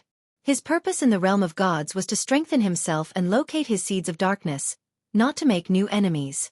"I apologize. But facing Agra was inevitable for you. Unless you have a penchant for death and destruction, you'll find yourself at odds with him sooner or later," Darth responded, his voice tinged with resentment towards Agra. If you ever find yourself at the infinite ocean, perhaps we'll cross paths again. Don't worry, your secret of being a god is safe with me, Darth vowed, assuring Michael of his discretion. Michael could sense the honesty in Darth's gaze. A strong feeling stirred within Michael, hinting that their paths might converge again in the future. It seemed wise to spare Darth's life, as he could potentially become a valuable ally if they indeed clashed with Agra. That's good. Now, how much longer until we reach the end of this bridge? Michael inquired. Just a few more minutes. I'll create a branching exit for you that leads to the outskirts of Nimbosia. Direct teleportation into the city is prohibited, so you'll need to make your way from the outskirts, Darth explained. Understood, Michael acknowledged. As Darth inscribed glowing runes along the light bridge, Michael sensed the fabric of space shifting. Before long, a bright light emerged at the tunnel's end. Your exit awaits, Darth shouted, pointing towards the light. Good luck to you, and may you find what you're seeking in the infinite ocean, Michael conveyed before redirecting his trajectory towards the beckoning light. May Fortuna's favor be with you, Darth bid him farewell as Michael vanished into the light. The brilliance swallowed Michael, whisking him away from the bridge and depositing him onto a muddy path. He collided face first with the path's wet ground, the sounds of torrential rain overwhelming his senses. Abruptly, a resounding neigh filled the air, followed by a shout that pierced through the downpour. Where the hell did you come from? A voice exclaimed. Do you have a death wish, you asshole? If you want to die, fall in front of another carriage. Another voice yelled at Michael. Amidst the heavy rain, Michael slowly pulled himself up from the muddy ground, silently cursing the teleportation portal that had deposited him here. As he rose, he noticed a carriage hitched to 4 sturdy brown horses, with 3 drenched figures atop it. N0 Velu SB. C0M, the man in the center gripping the reins, seemed to be in his early 40s and had a commanding presence. Flanking him were 2 younger brown-haired men, all dressed in wet, broad robes. Get off the path, the man with the bald head ordered. Can you direct me to Nimbosia? Michael wiped mud from his face and asked the trio. They appeared momentarily surprised. Then realization dawned on them. You're a refugee? The bald man inquired. Yeah. Michael decided to go along with the man's assumption. The carriage is full. If you're okay with it, you can sit on top of the carriage, one of the brown-haired men suggested. That works for me, Michael quickly agreed. Surveying the area, he saw nothing but a long path cutting through grasslands and forests in the distance. Traveling with these 3 on the carriage seemed like a reasonable choice. Hop on. One of the brown-haired men reached out and assisted Michael onto the carriage's roof. With a shake of the reins, the bald man urged the horses into a gallop along the muddy path. So, where did you come from? The bald man inquired. Out of nowhere, the younger man beside him chimed in. I bet he's from Thorndale, another man added before Michael could even speak. Michael's feigned surprise at their deduction seemed to amuse them. How did you know? Michael asked, pretending to be amazed by their keen observation. His tone flattered the 3, eliciting proud smiles from them. We've been shuttling refugees to and from Nimbosia for months. So it's either you're from Nimbosia or Thorndale. Your question about the direction gave it away, explained Billy, the bald man. Billy. He introduced himself. Hey Race, Leon and Micah. Billy gestured to his companions. How are things in Nimbosia? Michael inquired. How are things in Thorndale? Micah responded with a question. Not good, Michael guessed, given the ongoing war between the 2 kingdoms. Well, in Nimbosia, things are worse. This rain is nothing compared to what falls within the kingdom. It's as if Raynar is punishing his domain for lack of devotion. Just last week, a group of orphan children drowned. Billy's voice carried a mix of anger and sadness. The news of orphan children's deaths struck a chord with Michael. Having been an orphan himself and having cared for children like that, he felt a surge of emotion. Blaming Raynar for their deaths, he silently labeled him as a villain. Gods, Micah sighed. Shut up, you fool. Don't mock the gods. May Fortuna shield your words from the pantheon and other deities, Billy admonished sternly, touching the medallion hanging from his neck. What's your name? Leon asked. John. Michael offered a simple, common name. Who do you pray for? Billy inquired, showing his religious side. Fortuna, Michael promptly replied, invoking the name of the goddess of luck. She seemed well known in this world, so Michael decided to use her name. Unbeknownst to them, they were traveling with a god. Fellow Fortuna worshipper. Makes sense, as you met us instead of Agra's followers, Leon chuckled. Shut up, Leon. Don't even mention that vile god's name. You'll bring bad luck upon us. Billy quickly silenced him and touched his medallion again.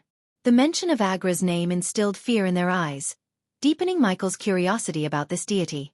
Do you have any gold with you, John? Micah suddenly inquired. I do, Michael responded, pulling out a few gold coins from his pocket, assuming they were asking for payment. However, their surprise was evident as they saw the plain gold coins in Michael's hand. What kind of gold coins are these? There's no crest or symbol on them, Billy observed. It's raw gold, Leon added. Putting the gold coins back in his pocket, he realized that the realm used different currencies, prompting him to convert his gold coins. John, you won't be able to use these anywhere. If I were you, I'd try one of the dwarven banks and exchange them for Nimboja currency, Micah advised. I'll do that. Thanks for the heads up, Michael nodded. Putting the gold coins back in his pocket, he realized that the realm used different currencies, prompting him to convert his gold coins into something usable. Soon, the carriage entered a dense forest where the canopy offered some respite from the heavy rain. Hey John, do you happen to have a sword or something to defend yourself? Billa's sudden question took Michael by surprise. Yes, Michael nodded. Why do you ask? Michael inquired. Nothing. Just curious, Billy evaded, though his tone held a trace of fear. An eerie silence fell over the three of them as the sound of galloping horses grew louder. Michael remained quiet, his senses heightened. The forest appeared ordinary on the surface, like any he had seen in the mortal realm. Yet, Michael's heightened awareness alerted him to hidden hostiles. His keen sight allowed him to spot figures concealed behind trees and bushes, despite their attempts at hiding. I have a bad feeling, Micah, Billa's voice quivered. Though he hadn't revealed to Michael, whom he knew as John, that rumors had circulated about Agra worshippers in this forest, he hoped they were mere rumors. These worshippers, known as vile bandits, wandered this realm without allegiance to any kingdom, driven solely by death and destruction to appease their god. In silence, Michael observed these hidden figures in the forest, anticipating their move. As expected, trees on either side of the path suddenly crashed down, startling the horses. Michael gripped the carriage tightly, holding his position. But Billy, Micah, and Leon were thrown off. Amidst the commotion, cries of babies and the panicked voices of refugees echoed from inside the carriage. Figures clad in pitch-black robes emerged from the forest, surrounding the carriage from all sides. Stay still. Don't move. Their orders were accompanied by the glint of crimson-red blades. Suddenly, a robed figure leaped onto the carriage and kicked Michael off. Pretending to stumble and fall, Michael yielded control of the carriage to the Agra worshippers. From his vantage point, he saw refugees, clad in tattered clothes and clutching belongings in small pouches, emerging from the carriage. Babies were held tightly in their arms, trembling with fear and shock. Agra has favored us. We're about to spill a lot of blood, one of the robed figures said with a sinister grin. With cautious movements, Michael lifted himself up from the ground as the Agra worshippers directed the refugees out of the carriage. The refugees were lined up and forced to kneel down alongside Michael. The refugees, their faces etched with shock and fear, cried out in a mixture of despair and desperation, pleading to the Agra worshippers to spare them. Please, we're just innocent families.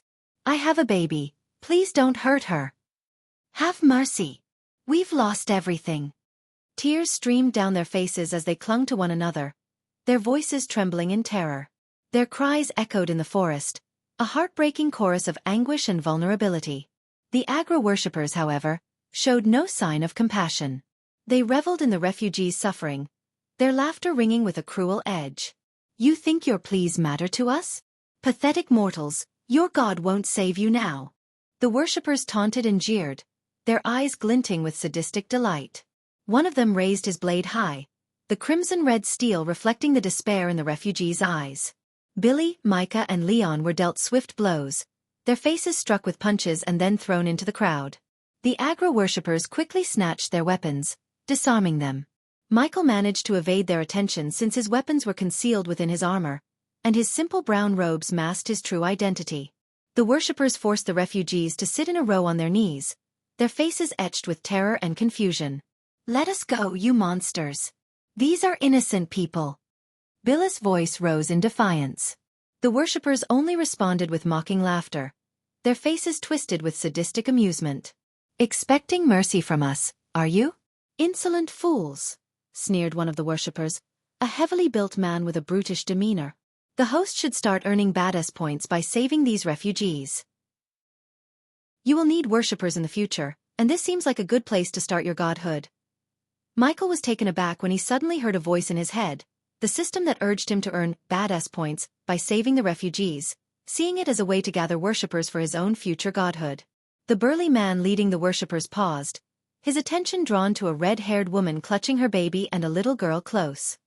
His gaze lingered on her, his intentions disturbingly evident. He spoke with a perverse grin. "Agra would delight in me slaughtering you three." The man's gaze lingered on the red-haired woman, his intentions evident. Michael sat beside her, waiting for the right moment to unleash his power upon the Agra worshippers. Chapter 1066. God of Rain's Kingdom. The Agra worshipper raised his sword, causing the woman to close her eyes and clutch her baby tightly. Beside her, the little girl's eyes squeezed shut in fear. "No!" Billis' voice cracked with desperation as he tried to intervene. But just as the sword seemed poised to strike, it froze mid-air. The Agra worshipper's wrist was held firmly by a young man seated beside the intended victim. Another Agra worshipper approached with a mocking snicker, ready to attack the young man. However, his kick landed on the young man's back, with no effect. Under the young man's grip, the first worshipper's sword dropped, and the mother cautiously opened her eyes, observing the scene. She turned her gaze toward the young man, finding an unspoken reassurance in his eyes. Amidst the refugees, shock was palpable as the young man dared to confront the Agra worshippers. "Arg!" The worshipper in the young man's grip growled in pain. Simultaneously, the one who had kicked the young man cried out in agony, clutching his injured leg. The mother, now facing the other Agra worshipper, witnessed the gruesome sight of the man's twisted and bloodied leg. "I am not playing hero," the young man finally spoke as he rose to his feet. "I am playing God," he declared with a chilling snicker. With swift precision, he twisted the worshipper's wrist, eliciting a scream of pain. "Close your eyes, honey," the young man addressed the little girl, who obediently shut her eyes. In an instant, he unsheathed his dark sword and swiftly cleaved the worshipper in half. The grotesque have thudded to the ground, showering the refugees in a gruesome spray of blood. Screams of horror echoed from the horrified refugees, the image too much for them to bear. The young man turned to face the Agra worshipper who had been relentlessly kicking him. This worshipper was now on the ground, his leg broken and painful. Meanwhile, the remaining Agra worshippers surrounded the young man. "Cut him into pieces!" they cried out, their sinister intentions clear. Despite his reluctance to reveal his true power, Michael recognized that this situation called for immediate action. The system's urging to save the refugees and potentially gain followers aligned with his own determination to rid the world of these Agra worshippers. Unbeknownst to him, this choice would set in motion a series of events that would lead him into a conflict with the cruel god Agra. "John!" Billis' voice held a mix of surprise and respect as he observed the young man in a new light. Michael exchanged a meaningful smile with the three who had aided the refugees. But his attention swiftly returned to the Agra worshippers, his expression hardening. "Luck hasn't favored you today." "It's death," Michael declared as two of the Agra worshippers lunged at him. Yet, in the blink of an eye, their heads were severed from their bodies. The refugees were unable to comprehend the swift, otherworldly speed of Michael's movements. The remaining 4 Agra worshippers stood frozen in terror, sensing a power beyond their understanding but unaware of his true identity due to Marla's medallion suppressing his godly aura. "Bandits seem to be a constant problem, no matter which world I'm in," Michael mused, wiping the blood from his dark sword onto his arm. "We."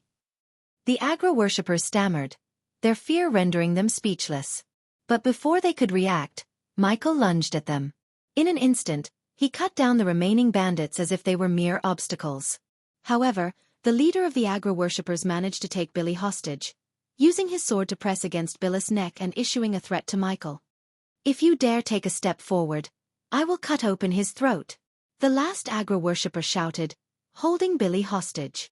What makes you think I'd give a damn about him? Michael's unexpected response not only stunned the Agra worshipper but also left Billy, Micah, and Leon in disbelief. John, please. Billy's voice trembled, a desperate plea for his life. I'll take him with me. The Agra worshipper's desperation pushed him to the brink of killing Billy. Yet, as he made a move, dark beams shot forth from Michael's eyes, penetrating the Agra worshipper's skull. The worshipper's body froze momentarily before collapsing to the ground with a heavy thud. The refugees looked on, suddenly realizing that Michael was more than he appeared to be. While many in this world lacked cultivation or power, those blessed by the gods possessed the potential for such abilities.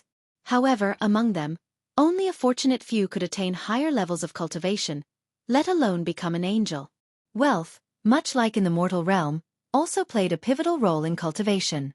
But it had never occurred to them that they might encounter a god in the flesh. As the lifeless bodies of the Agra worshippers lay in pools of their own blood, a new light shone upon Michael in the eyes of the refugees. Billy, Micah, and Leon approached him, their expressions a mix of fear and gratitude. The refugees, though slowly rising to their feet, still trembled from the shock of their near-death experience at the hands of the Agra worshippers. Who are you? Billy's voice wavered with a blend of apprehension and thankfulness. For now, that's not important. Just remember this day, Michael replied calmly. He had no intention of unveiling his true identity just yet, even though the system was encouraging him to gather worshippers. Aware of his own current weakness compared to the higher-level gods and their angels, Michael chose to focus on learning about this world and growing stronger before facing them. We should go before more of them show up, he suggested. Thank you. The woman who had been on the brink of death at the hands of the Agra worshippers approached Michael, her voice laced with gratitude. To Michael's surprise, he felt an unfamiliar surge of power within himself. Although it didn't trigger any notifications from the system, he sensed its potency. What is this feeling? Michael questioned himself. That is the power of reverence. The more worshippers you gather, the more your power will grow. Unlike you, who possess the system to gain strength, typical gods in this world tap into the power of worship to become stronger. The system revealed this new aspect to Michael. Unbeknownst to him, the realm of gods operated on a diverse scale of power and cultivation methods, a far cry from the straightforward dynamics of the mortal realm. Each god, and even mortals, followed distinct cultivation rules.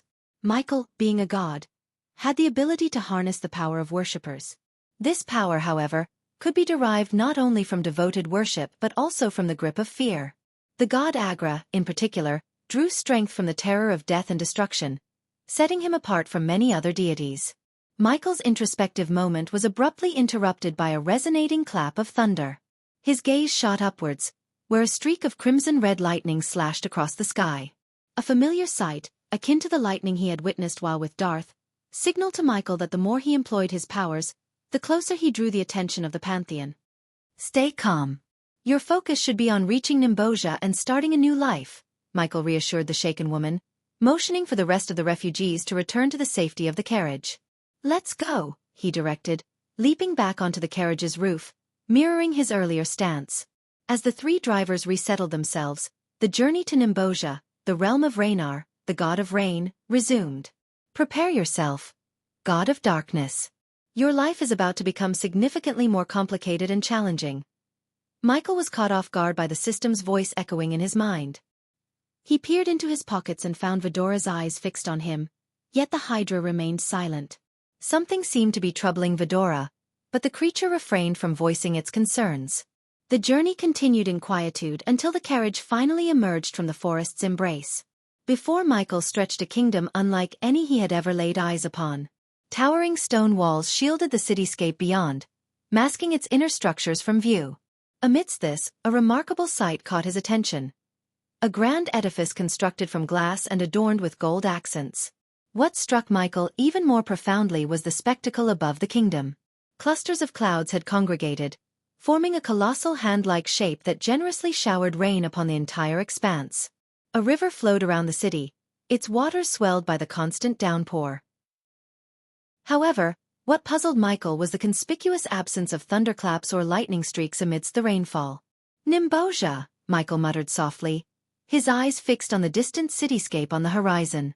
I hope they managed to find a better life behind those walls, Micah sighed, his eyes reflecting the skepticism born from witnessing the struggles of refugees. Often, their pursuit of a more promising life in a different kingdom ended up leading to even harsher circumstances. Such newcomers were frequently regarded as burdens, and their existence came with hardships. "I believe they will," Michael replied. Though he had no intention of taking on the role of their savior or playing the virtuous hero, he had a strong intuition that the refugees might indeed find better lives within the confines of Nimbosia's walls. Moreover, he was determined to uncover a way to challenge or vanquish a god. When that moment arrived, Raynar and the rest of the gods would have no choice but to bow before his might. As the carriage progressed toward the city gates, Michael's attention remained fixed on the sky. He pondered the extent of Raynar's power, marveling at the massive hand conjuring torrents of rain upon the kingdom. A deeper curiosity gnawed at him. Why Raynar would subject his own citizens to such relentless punishment? "Think we'll cross paths again?" Billis' inquiry interrupted Michael's thoughts. "You better hope not," Michael quipped, a hint of humor in his tone. Before Billy could respond, a deafening clap of thunder roared through the air. The sound was so intense, so terrifying, that it reverberated through the carriage, rattling its very frame. Michael instinctively looked skyward, his gaze tracing the trail of a lightning bolt slicing through the heavens. From that brilliant streak, a group of figures adorned in shimmering blue armor and boasting resplendent blue wings emerged, suspended in the sky. "Croner's angels," Billy muttered, his voice laced with unmistakable fear. In the wake of their appearance, Michael spotted yet another cluster of angels ascending from within the city's walls. Their wings were gray, their armor a somber shade of the same hue. With his keen eyes, Michael observed both groups of angels hovering in mid-air, poised for an imminent clash. "Damn it! We've got to get inside before they go all out," Billy exclaimed urgently, snapping the reins to hasten the horse's pace toward the safety of the city's embrace. Chapter 1067. Angels of Goddess Ava. Observing the celestial skirmish above, Billy snapped the reins in a bid to propel the carriage forward. Meanwhile, high in the heavens, the azure-clad angels of Croner clashed with their gray-armored counterparts serving Raynar. Croner's angels wielded weapons hewn from frozen lightning, while Raynar's emissaries brandished blades forged of ice. "Damn it!" Billis' exclamation resounded as the tempestuous winds intensified due to the celestial battle unfolding overhead. Within the carriage, Michael felt the mounting strength of the gale slow the horse's progress. Soon, the carriage swayed precariously, tilting to one side under the onslaught of the storm's fury. "The wind is too strong," Micah shouted as they struggled to maintain their balance. Reacting swiftly, Michael leapt to the ground and, with a determined effort, managed to steady the listing carriage. As he grappled with the vehicle, a bolt of lightning conjured by Croner's angels struck perilously close, mere meters away. "Fucking morons. They are going to kill everyone in this carriage," Iag's frustrated voice emanated from Michael's coat. "You should use your powers and carry the carriage to the city gates," Sarba Council urged Michael to draw upon his abilities. Yet, Michael resisted, wary of unveiling his godly powers and potentially alerting the Pantheon. While he exerted himself to keep the carriage upright, a curious jade radiance caught his attention in the sky above. Raising his gaze, Michael discerned an elven figure with undulating green tresses, porcelain complexion, and robes the hue of jade. Adorned with verdant wings, the ethereal being gracefully descended beside him. "Who are you?" Michael inquired, feigning his struggle to stabilize the swaying carriage. Unperturbed by his query, the green-haired elf favored him with a serene smile. Gently waving her hands, she conjured an emerald bubble that enveloped the carriage. Without delay, she seized Michael's hand, initiating an ascent towards the sky. As the horses neighed in distress, the elf directed a calming breeze their way, pacifying the agitated animals. Soon, the carriage, shielded by the elven enchantment, began to rise into the sky. Michael and the elf shared a prolonged gaze, yet neither uttered a single word. Safeguarded by the elf's intervention, they ascended toward the city through the azure expanse. Within the city's protective walls, the scene that met Michael's gaze was one of desolation. Except for the imposing structure crafted from glass and adorned with gilded embellishments, the remainder of the kingdom appeared haphazardly constructed, resembling a sprawling slum. Buildings stood crammed together without any semblance of a plan, devoid of side alleys or spacing. These houses appeared weathered, ancient, and poised to crumble at any given moment. The narrow streets lay deserted, and a putrid odor permeated the air, further intensified by the incessant downpour. Amid this grim setting, the celestial battle raged on in the heavens, where lightning streaks and frosty blades clashed. The impact of their skirmish toppled a few buildings, their collapse accompanied by heart-rending cries from within. Inquiring about the chaos below, Michael turned to the green-haired woman. "Aren't you going to intervene?" Her response was calm. "They will tend to them." Michael's gaze descended, observing the emergence of green-robed figures rushing to the scene. These elves, emanating a dim green radiance, initiated rescue operations, pulling people from the debris. However, some among them shook their heads, signaling that not all had been fortunate enough to survive. As Michael lifted his eyes, the celestial conflict continued unabated, the battling angels seemingly heedless of the city's inhabitants. Michael reflected on his own experiences in Nagaland, where he too had fought without considering the well-being of the citizens. Yet, the Guardian Guild had been there to evacuate people. Here, however, these citizens lacked such protection. Gradually, the elven woman guided the carriage's descent, and they alighted before a structure fashioned from verdant stones. "Escort the refugees into the temple," the elven woman instructed Micah, Billy, and Leon. To Michael's surprise, they complied without question, immediately springing into action. "Rest within the temple. You must be exhausted," the elven woman suggested, her hand moving towards Michael's forehead. However, before she could touch him, Michael intercepted her wrist. "I'm fine," Michael reassured her. The elf smiled, recognizing the apprehension in Michael's eyes regarding her true identity. "Come with me into the temple," the elven woman invited, leading the way as Michael followed. The refugees conveyed their gratitude with nods, silently acknowledging Michael's presence as he accompanied the elf into the temple. Inside, soft candlelight illuminated the space, permeated by a delicate, soothing fragrance. Yet, what truly astonished Michael was the temple's interior spaciousness. It was as though some enchantment, possibly runes, had been employed to manipulate the very fabric of space, rendering the temple considerably more expansive within than its exterior dimensions suggested. Within this temple sanctuary, injured refugees rested on the floor, tended to by green-robed elves who skillfully attended to their wounds. "You don't appear to be a typical refugee or someone in need of assistance. What is your story?" the elf inquired, her tone gentle. "You haven't introduced yourself either," Michael responded, his curiosity piqued.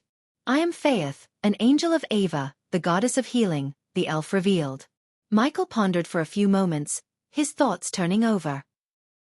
After some contemplation, he made up his mind to enlist Faith's assistance in locating Marlis worshippers. Ensuring the safe passage of Marlis followers back to her was paramount, as it required finding the individual among them who possessed an artifact from Marley, capable of opening a portal to her forest. "John. I've come here to find the worshippers of Goddess Marley," Michael revealed, his decision finally made after careful consideration. "Worshippers of Goddess Marley?" Faith appeared surprised, yet a swift assessment of Michael seemed to provide her with some insight. "You don't strike me as Marlis' typical angel," Faith commented, a hint of amusement in her voice. "Marlis angel," Michael thought wryly to himself. "I'm not. I just need to locate them and ensure they escape Nimbosia before they're caught in the crossfire of the angelic battle," Michael explained, gesturing towards the temple's shuddering walls, a consequence of the ongoing celestial conflict. "Do you happen to know where I can find Marlis worshippers?" Michael inquired. In response, Faith let out a sigh, her eyes briefly revealing a glint of sorrow that Michael couldn't ignore. "Unfortunately, I do know. However, it won't be a straightforward task to locate them," Faith replied. Michael sighed in acknowledgement. "Believe me, nothing in my life comes easy." Michael's sigh carried the weight of his experiences. "If you don't mind my asking, why are you extending aid to Goddess Marley?" Faith's curiosity prompted her to question Michael's motives. "Just repaying a debt," Michael offered, opting to keep his motivations guarded. The truth was, his intention behind helping Marley was to secure her alliance. In the impending struggles against Dagon and the Pantheon, Michael knew he required allies, given that most gods wouldn't readily side with the god of darkness. Gaining allies was crucial for his cause. Faith's nod was slow and contemplative, but her eyes betrayed a sense of skepticism about Michael. As a non-god, she couldn't naturally discern his true nature. At most, she might assume he was an angel or a formidable higher-level cultivator. To consider him a god would require witnessing the full extent of his powers, something he wasn't eager to reveal. "Where can I find them?" Michael inquired, directing the conversation back to the matter at hand. "They're being held in Raynar's temple," Faith replied with a hint of sadness in her voice. Michael's intuition wasn't wrong. There was an undercurrent of trouble in the situation. "It doesn't sound promising," he prodded further. "It's not. God Raynar is losing ground to Croner in their celestial conflict. He's desperate for continuous worship, hence the city's emptiness," Faith explained, her tone carrying a mix of sympathy and disdain.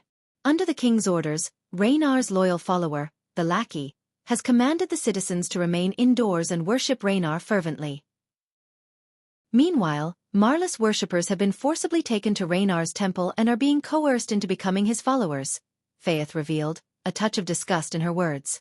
In the realm of gods, converting one god's worshippers into another's was considered a malevolent act. However, if the targeted god wasn't part of the pantheon, their actions against each other's followers often went unnoticed by the higher powers. As Marley wasn't part of the pantheon and Raynar was, the latter could impose his authority over Marlis worshippers without much consequence. How does that process work? Are they subjected to mind control or some other manipulation? Michael's curiosity prompted him to inquire. "That's certainly possible, but I don't believe they've reached that stage yet. It's more likely they are undergoing physical torment," Faith responded. For a brief moment, Michael fell into contemplation, mentally recording the information he'd received. Yet abruptly, Faith's words trailed off, and her gaze fixed on him. "But you don't need to delve into those specifics. Rescuing them from Raynar's temple is a nearly impossible feat. Even the king would have little sway in this matter. My advice is to turn around and leave the kingdom," Faith suggested. Caught between his curiosity and his commitment to saving Marlis worshippers, Michael hesitated momentarily. Ultimately, he decided to embrace the risk and venture into the temple himself. The driving force behind Michael's decision was his pursuit of badass points. He recognized that playing it overly safe and timid wouldn't earn him the kind of recognition he desired. "At the very least, I can assess the situation. If it proves too risky, I'll relay the message to Marley," Michael affirmed. His casual reference to goddess Marley sparked a flicker of uncertainty within Faith. "Well, I can't prevent you from aiding those in need. It's not in goddess Ava's nature to inhibit such actions," Faith acknowledged. As another tremor rumbled through the air, Michael couldn't help but ask, "Any idea when this war might stop?" The intensity of the angels' battle was palpable, escalating with each passing second. "I truly don't know. The timeline depends on the Pantheon's intervention. It's uncommon for them to stand aloof during a confrontation between two of their own," Faith replied, her tone tinged with doubt and hesitation. The more Michael learned about the Pantheon, the deeper his confusion grew. Something seemed to be diverting the Pantheon's attention from their responsibilities. While the Pantheon was undoubtedly engaged in handling Dagon, the fact remained that Dagon couldn't yet breach the realm of gods. This led Michael to question what force could be holding the Pantheon back from fulfilling their duties and what might be preventing the gods from abandoning their domains. Chapter 1068. Being the stealthy assassin once again when night descended upon Nimbosia, Michael emerged from goddess Ava's temple, bidding farewell to Faith. The clash between the angels still raged above, filling the sky with streaks of lightning and bursts of thunder. The flashes of Croner's angels' lightning illuminated Michael's path as he walked. "Thankfully, the streets are clear of citizens," Iag quipped from within Michael's coat pocket. To blend into the darkness, Michael had swapped his earlier brown robes for a black coat over his armor. "These gods and angels seem like real troublemakers," Saba grumbled. "Nithroel did mention that the realm of gods is far worse than the mortal realm," Michael recalled as he moved along the rooftops, carefully avoiding the gaze of the battling angels. After several tense minutes, Michael reached the imposing temple. Close up, it appeared even grander and more imposing than from a distance. The entire structure was constructed from glass, adorned with opulent gold accents. The glass bore a deep black tint that prevented Michael from peering inside with his naked eyes. Utilizing his X-ray vision, Michael spotted Raynar's angels patrolling around the temple's exterior. "There's someone inside, tied to a chair and being subjected to torture," Michael murmured, his X-ray vision revealing a figure bound in the center of the temple. However, the features of the figure remained obscured. "It's likely one of Marlis worshippers," Iag surmised. Agreeing, Michael inched closer to the temple. His inherent ability as the god of darkness rendered him nearly invisible in shadowy places. This wasn't considered the use of his powers, just a natural attribute. Blending into the darkness, Michael stealthily approached the temple. However, the main entrance was flanked by 2 gray-armored guards, their level of cultivation hidden from Michael's view. To discern such details, he would require a specific skill from the system or a rare artifact native to this realm. "We obviously can't barge through the main door," Ayag suggested, glancing upwards and spotting an opening. "Perhaps we could fly in through that window," Ayag suggested, but Sarba quickly dismissed the idea. "No, I sense the presence of runes around us," Saba interjected. Activating his X-ray eyes, Michael spotted shimmering runes in their vicinity. Thanks to his time spent with Eladir, the accomplished 6-star runemaster, he could faintly recognize the symbols. "These runes have been placed here to prevent anyone from flying around the temple," Michael explained. "You saw the runes? Are they similar to the runes in the mortal realm?" Ayag inquired with curiosity. "Not exactly, but there are some similarities," Michael replied. "Then how do you plan to ascend?" Ayag pressed, to which Michael grinned and rolled up his sleeves, revealing the Mark III grappling hook on his forearm. With a swift motion, he aimed at the edge above and fired the grappling hook. The hook firmly caught onto the edge, propelling Michael upwards. Inside the temple, Michael crouched on the edge of a beam, peering down at the scene below. Carefully navigating along the beams that stretched across the ceiling, he observed the activity below. "That doesn't look like Marlis worshippers, unless her followers dress like kings," Ayag noted with a frown. Michael concurred and focused on the man being tortured. Clad in red robes embellished with precious gems and adorned with a gold crown, the man was a stark contrast to what Marlis worshippers would appear to be. "You failed your master." The hulking brute, an orc with pale green skin, taunted the man tied to the chair. Towering at 7 feet, the orc exuded an imposing and fearsome aura. "Please. I have nothing but loyalty towards his grace. Please." The man pleaded desperately. "How is it then that his grace's carriage was attacked by Croner's angels? Don't you know what it carried?" the orc questioned, running his fingers across the man's face. "His grace made you the king of Nimbosia, entrusting you with the protection of his possessions. Now that you've failed, why should his grace spare you?" The orc jeered. Michael's suspicions were confirmed, but he was taken aback by the revelation. "The king?" Michael murmured in shock. "Please. His grace must command his angels to find the culprits." The king implored, but the orc's laughter resounded. "Ha ha, what did you think his grace was? An investigator? No, his grace doesn't stoop to that. It's your fault the carriage went missing, and you will pay the price," the orc declared, applauding mockingly. With a wave of his hand, a leather bag materialized over the king's head. "No! No! No!" The king's panic grew, and he struggled against the ropes that bound his arms and legs. The orc grinned and kicked the chair, sending the king crashing to the ground, his face shrouded by the leather bag. "Let me enlighten you on what's about to unfold, just to pass the time," the orc chuckled with sadistic glee. Unbeknownst to both the orc and the temple's guards, Michael silently bore witness to the brutal scene from his hidden vantage point above. The orc leaned closer to the king, his voice dripping with cruelty. "You see, your majesty, there's a method by which each drop of water can feel like a blade, a relentless torment that chips away at your sanity. A drip here, a drip there, it doesn't seem like much, does it?" The king's muffled protests and frantic breathing were barely audible beneath the leather bag that covered his head.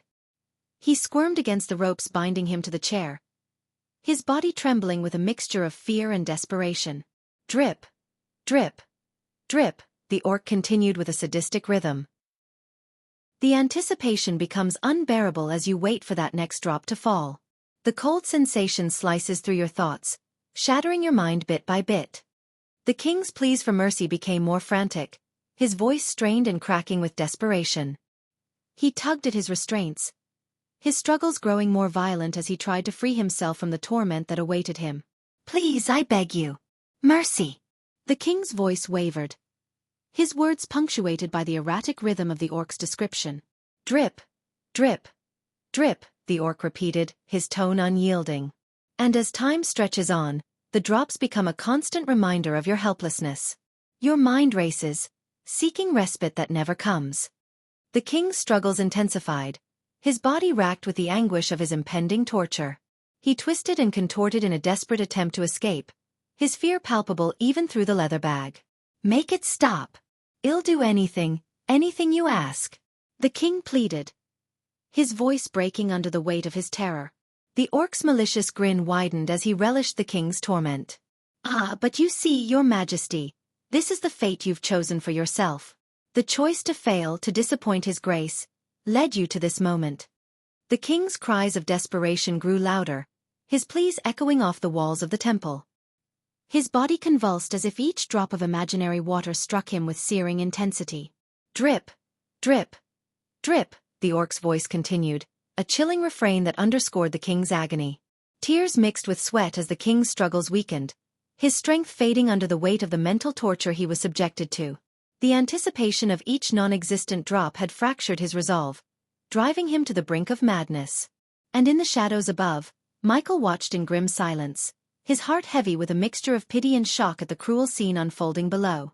The orc meticulously created a small hole beneath the leather bag, a hole so tiny that it allowed only a solitary droplet to escape at irregular intervals. Michael's keen eyes picked up on a rune etched onto the leather, a rune responsible for randomizing the timing of each water droplet's descent. As the first droplet touched the king's forehead, his agonized scream reverberated throughout the temple. The sound was visceral, as if he had been struck by a hammer. The orc, his face twisted into a sadistic grin, delighted in the torment he was inflicting. He shifted his gaze toward the soldiers standing nearby, their grim expressions betraying no emotion. Once this old fool's suffering comes to an end, take care of Marlis worshippers, the orc commanded before vanishing from the temple in an instant. The soldiers, with silent obedience, acknowledged his orders without a word. They continued their patrols, moving stealthily through the temple's halls. Amidst the tense atmosphere, the only sounds that punctuated the air were the haunting echoes of water droplets and the king's anguished screams. Michael recognized the method well. It was the dreaded dripping machine used for torture on Earth. The realization that such a method was being employed in this world left Michael taken aback. Are we going to save him? Iag's voice trembled with uncertainty. It depends on how much he could help us. But truthfully, there's little point in rescuing him. Michael's tone turned cold and calculating. As he considered the idea of saving the king, Michael knew it was a futile endeavor. Even if he were to intervene, Raynar would simply replace the king with another pawn. Moreover, leaving the king alive could risk betrayal and expose his intentions. So, how do you plan to rescue Marlis worshippers? Iag inquired. With good old-fashioned methods, eliminate everyone except one, and then extract information from him. Michael's smile was chilling in its intent. With that, he unsheathed his dark swords. Positioning himself on the beams, he watched the soldiers below with the aura of a deadly assassin.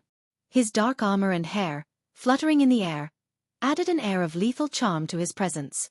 Michael's blade swiftly dispatched the unfortunate soldier, who happened to be directly beneath the beam where he crouched.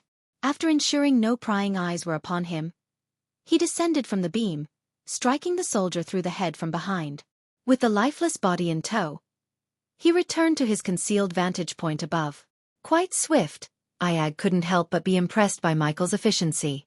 Ever since I started relying on spells and powers, I forgot how satisfying it is to take someone down with old-fashioned stealth, Michael remarked, a touch of nostalgia in his voice. 1 down, 8 to go, Michael said, cracking his neck. The cacophony of the king's screams and the ongoing battle among the angels provided the necessary cover for Michael's actions. Oblivious to their impending fate, the gray-armored soldiers continued their patrol within the temple premises. Chapter 1069. God of Death. With practiced precision, Michael began his silent takedown of the remaining soldiers. He observed their patrol routes carefully, noting the patterns they followed. Each soldier had a specific path to walk, and Michael exploited this predictability to his advantage. As the king's agonized screams echoed through the temple, Michael moved swiftly and silently along the beams, using the shadows to his advantage. His dark armor seemed to merge with the darkness, making him nearly invisible. His movements were fluid, like a ghost gliding through the air. The second soldier walked beneath him, and Michael seized the opportunity. He dropped down, his blade finding its mark before the soldier could react. The body was quickly hauled up onto the beam, out of sight. Michael approached the third soldier's path, timing his movements to coincide with the soldier's turn. Just as the soldier passed beneath him, Michael executed a swift and precise strike. A paralyzing poison coated his blade, ensuring the soldier wouldn't raise an alarm. He repeated this tactic with the next two soldiers, eliminating them swiftly and silently. With 4 soldiers down, Michael continued his deadly dance with the remaining 4. He watched them closely, studying their patrol routes and waiting for the right moment. His movements were calculated, his strikes precise. He utilized a combination of poisons, stealth, and the element of surprise to neutralize each threat. As Michael's swift blade dispatched the 6th soldier, he noticed a shift in the king's screams. Amidst the pained cries, the king's voice took on a note of desperation. "Help. Please. Anyone." The pleas for assistance were a grim reminder of the man's suffering. But Michael's focus remained on his task. He moved with practiced ease, utilizing the ceiling beams to both hide the bodies and ascend higher within the temple. For the 7th soldier, Michael employed another paralyzing poison. The soldier's movements became sluggish, his eyes widening in realization before he fell to the ground, lifeless. Michael quickly disposed of the body and continued his ascent. The 8th soldier's patrol route brought him close to the king. The king's muffled cries grew more desperate as Michael approached. Michael's blade struck true, and the soldier fell silently. Michael's movements were swift, precise, and calculated, avoiding any unnecessary noise or spilling of blood. Finally, only 1 soldier remained. Michael watched the soldier's route, biding his time. He needed information, and this soldier would provide it. As the soldier approached, Michael opted for a different approach. He used a dart coated in a sleeping agent, rendering the soldier unconscious without killing him. With the temple now devoid of threats, Michael turned his attention to the unconscious soldier remaining. The king's desperate pleas for help fell on deaf ears as Michael moved swiftly and efficiently. He needed answers, and this soldier held the key. Ignoring the king's cries, Michael hoisted the unconscious soldier over his shoulder, his steps silent as he moved away from the gruesome scene. He needed a secure location for the impending interrogation. In a secluded chamber, Michael laid the soldier down. The man stirred groggily, his eyes widening in shock as he took in his surroundings and the dark figure before him. Who are you?" the soldier stammered, fear evident in his voice. Michael's helmeted gaze remained steady. "That's not important right now. What I need to know is the whereabouts of Marlis worshippers." The soldier's confusion deepened. "Marley? I don't know what you're talking about." Michael's patience was wearing thin. He knew how to break even the most stubborn individuals. From his equipment, he produced a small syringe containing a pain-enhancing substance. Injecting it into the soldier's arm, he watched as discomfort twisted the man's features. The soldier's eyes shot open, and he tried to cry out, but Michael swiftly placed his gloved hand over the man's mouth. "Listen carefully. I'm only going to ask once. Where are Marlis worshippers being held?" The soldier squirmed and wriggled his legs, a mixture of fear and pain evident on his face. He glanced at Michael with wide, terrified eyes, and finally, he gave a reluctant nod. "In the secret room beneath the temple," the soldier admitted, his voice trembling. "How do I access it?" Michael's tone was icy, his patience hanging by a thread. The soldier pointed a trembling finger at a seemingly ordinary lamp fixed to the wall. "Rotate the lamp clockwise, and a passage will open." Michael's dark eyes narrowed as he processed the information. He could tell the soldier was telling the truth, but he had one more card to play. "Remember, I can easily end your life if you're lying to me." The soldier's lips quivered, his gaze locking onto Michael's helmet. "You have no idea what you've done. You'll regret this." A mirthless smile tugged at the corner of Michael's lips. "I've done many regrettable things. Your fate is just another one." With a swift, decisive motion, Michael silenced the soldier forever, ending his life. He didn't have time for further hesitation or sentimentality. The soldier's usefulness had come to an end, and Marlis worshippers awaited his rescue. "Ghost, I sense someone approaching us. Someone powerful," Sarba warning reached Michael's ears, though his own scans had failed to detect any presence. Suddenly, all the lights within the temple were extinguished by an unseen force. The temple's heavy doors sealed shut with a muffled thud. In the darkness, Michael witnessed the guards stationed at the entrance collapse. His attention then turned back to the king, whose agonized cries continued to pierce the air. Just as he was about to move, a cold sensation brushed against his armor. A voice, dripping with a deadly aura, slithered from behind him. Well, well, well. What do we have here? The voice was sneaky yet laced with danger. Michael felt a blade pressing against his armor, testing its strength. He tightened his grip on his dark swords, ready for any sudden moves. He knew he was dealing with a formidable opponent, one who had managed to approach undetected. Thank you for adding a touch of excitement to this dreary temple. The man's tone was oddly amused. He continued to exert pressure on the blade, but Michael's armor held firm. Nice armor, the man commented, acknowledging the challenge Michael's defenses presented. Who are you? Michael's voice was firm. His gaze locked on the figure behind him. He made no sudden movements, recognizing the threat this stranger posed. An assassin of your caliber should know that the one holding the blade tends to be the one asking questions. You've orchestrated quite the spectacle here, a masterful display of assassination without alerting the guards. But I must admit, I'm more intrigued by you. The man's words dripped with intrigue and a twisted sense of admiration.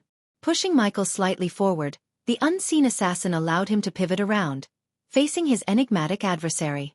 As he turned, the veil of invisibility was lifted, revealing the assassin in all his sinister glory. Cloaked in dark crimson robes, the figure emanated an aura of malevolence. In his hand gleamed a blood-red dagger, its edges glinting ominously. Michael's gaze was drawn to a strand of raven-black hair that cascaded from under the hood, framing a face that remained enshrouded in shadow. Yet, what caught Michael's attention were the eyes, glistening with a crimson hue that seemed to pierce through the darkness. Well, this is an unexpected twist.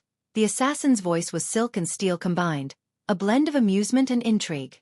I hadn't anticipated stumbling upon a fellow practitioner of the art. A wry smile tugged at Michael's lips. So, what gave it away? The dark attire, the blades, or the fact that I'm sneaking around a guarded temple? The assassin's smile grew devilish, a gleam in his red-tinted eyes. Oh, it's more than just appearances. There's a certain energy about those who walk in the shadows. A familiarity, a kinship. It takes one to know one, you see.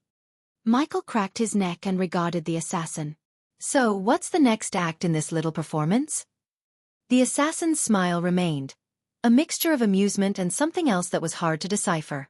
Don't worry, I'm not here to kill you, he replied, his voice dripping with a sense of detached amusement. You're not my target. Michael's eyebrows raised slightly in surprise. Then who? The assassin's gaze shifted to the king, who was still bound and writhing in agony. He called for my god, and my god sent me to answer his prayers.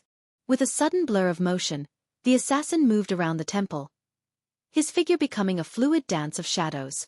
Michael's eyes struggled to track his every movement. The assassin's voice echoed through the temple, laced with a mocking tone. You're good, but you need to work on your speed and efficiency. As the assassin continued to dart around, his voice reached Michael, amused yet oddly sincere. I'll have my eyes on you, friend. And if there's an opening in my house, I might give you a heads up. Confusion filled Michael's expression. What house? The assassin's smile deepened. You'll know when the time comes. A question burned in Michael's mind. The King Raynar's worshipper. Did Raynar send you? The assassin's laughter filled the air, a chilling sound that seemed to reverberate through the darkness. Oh, the king now wants nothing but death. He calls for death, and my God sent me to answer his prayers. A frown creased Michael's forehead. Your God. The assassin's amusement was evident as he replied, I am an angel of death. Chapter 1070. New system functionality. Michael's frown deepened as he processed the revelation that the assassin before him was indeed an angel of death. The shock was palpable on his face, and the assassin seemed to take amusement in it. Normally, encountering an angel of death would be your final moment, the assassin taunted, a smugness underlying his words. But for you, I'll make an exception. Why? Michael's curiosity pushed him to question, seeking understanding. However, before an answer came, the assassin's movement caught him off guard. In a blur of blue, the assassin appeared behind Michael. Reacting swiftly, Michael spun around, only to see the assassin swiftly retreat a few feet away. "He's showing off," Ayag muttered, clearly unimpressed. The assassin then took a moment to showcase his eerie fascination with his dagger. Licking its surface with an almost sickening relish, he charged at Michael with the dagger held high. Michael's instincts took over, and he raised his dark sword to block the incoming strike. "Slow," the assassin remarked casually, as he attempted a swift slash toward Michael's throat. Reacting with lightning reflexes, Michael bent backward, his body forming a near-perfect arc to evade the dagger's edge. He countered with a powerful swing of his leg, aiming a kick at the assassin. "Nice flexibility," the assassin commented, sounding like he was critiquing a performance. In the blink of an eye, the assassin leaped into the air, disappearing from Michael's direct line of sight. "Where is he? Can you sense him, Saba?" Ayag asked, remaining in Michael's black coat. "No," Saba said. Sarba's inability to sense the assassin's location added to the challenge. Michael activated his X-ray vision, scanning his surroundings for any trace of the elusive opponent. Yet, the assassin managed to surprise him once again, materializing above his head. Reacting on pure instinct, Michael lunged backward, narrowly evading the assassin's aerial attack. The assassin adjusted his trajectory with uncanny agility, delivering a powerful kick to Michael's chest that sent him hurtling through the air. Gritting his teeth, Michael quickly regained his bearings, using his momentum to stabilize himself. He charged forward, channeling every ounce of his physical speed into his movements. His dark sword sliced through the air with deadly precision, a testament to his combat prowess. "You're quite the swordsman, but your skill with other weapons could use work," the assassin casually critiqued Michael's swordsmanship. With an effortless grace, the assassin deftly dodged and parried Michael's attacks. Abruptly, he halted his movements, his gaze locking onto Michael as a smile graced his lips. "I'll be keeping an eye on you," the assassin's words hung in the air, a promise of future encounters before he vanished from sight. The next moment, he materialized beside the king, who was still lost in his agonized screams. The king's frantic cries for help seemed to take no notice of the angel of death at his side. Michael watched, a silent observer, as the assassin's blade traced chilling lines across the king's face. The sensation of the cold blade seemed to snap the king back from the brink of madness. Who are you?" The king's trembling voice quivered with fear, but his question was cut short by the swift, brutal motion of the assassin's blade. Blood sprayed, the king's gurgled attempt at speech silenced as his throat was ruthlessly cut. The pool of red expanded beneath the lifeless form. As the angel of death rose from the king's body, his gaze locked onto Michael's.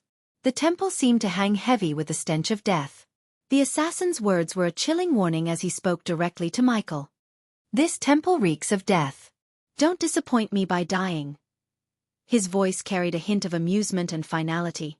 A dark crimson-red smoke enveloped the assassin, obscuring him from view. And then, as quickly as he had appeared, the smoke dissipated into nothingness, taking the angel of death with it. After the angel of death's departure, Michael's brow furrowed, and he pivoted toward the lamp as the assassin had instructed. The prospect of the temple reeking of death weighed heavily on his thoughts, a mystery he intended to unravel. For now, his purpose was clear: to investigate the hidden path that might lead him to Marlis worshippers. Saba's voice carried a heavy undertone as he questioned, "What did he mean by reeking of death?" The query echoed in the air, joined by Ayag's curiosity. "And why did he say you're quite the swordsman, but your skill with other weapons could use work? How can he know you suck at other weapons?" Ayag's curiosity danced with a touch of mischief, almost prompting Michael to swat her playfully on the head, were it not for their grim circumstances. "We will find out," Michael responded with a steady calmness. He approached the lamp and, following the soldier's instructions, turned it. A low, ominous creak echoed as a hidden door opened before him. The revealed passage led downward into darkness, and as Michael descended, the air seemed to grow heavier with the scent of blood. It stirred a growing unease within him. Despite his internal tension, he pushed forward, the need to locate Marlis worshippers driving him. "We should be on high alert," Sarba's cautionary words were apt, serving as a reminder of the potential dangers lurking in the shadows. Amidst the hush, the scent of blood invaded Michael's senses, heightening his alertness. The echoes of their footfalls reverberated off the walls, while his environmental scanning revealed no signs of life nearby.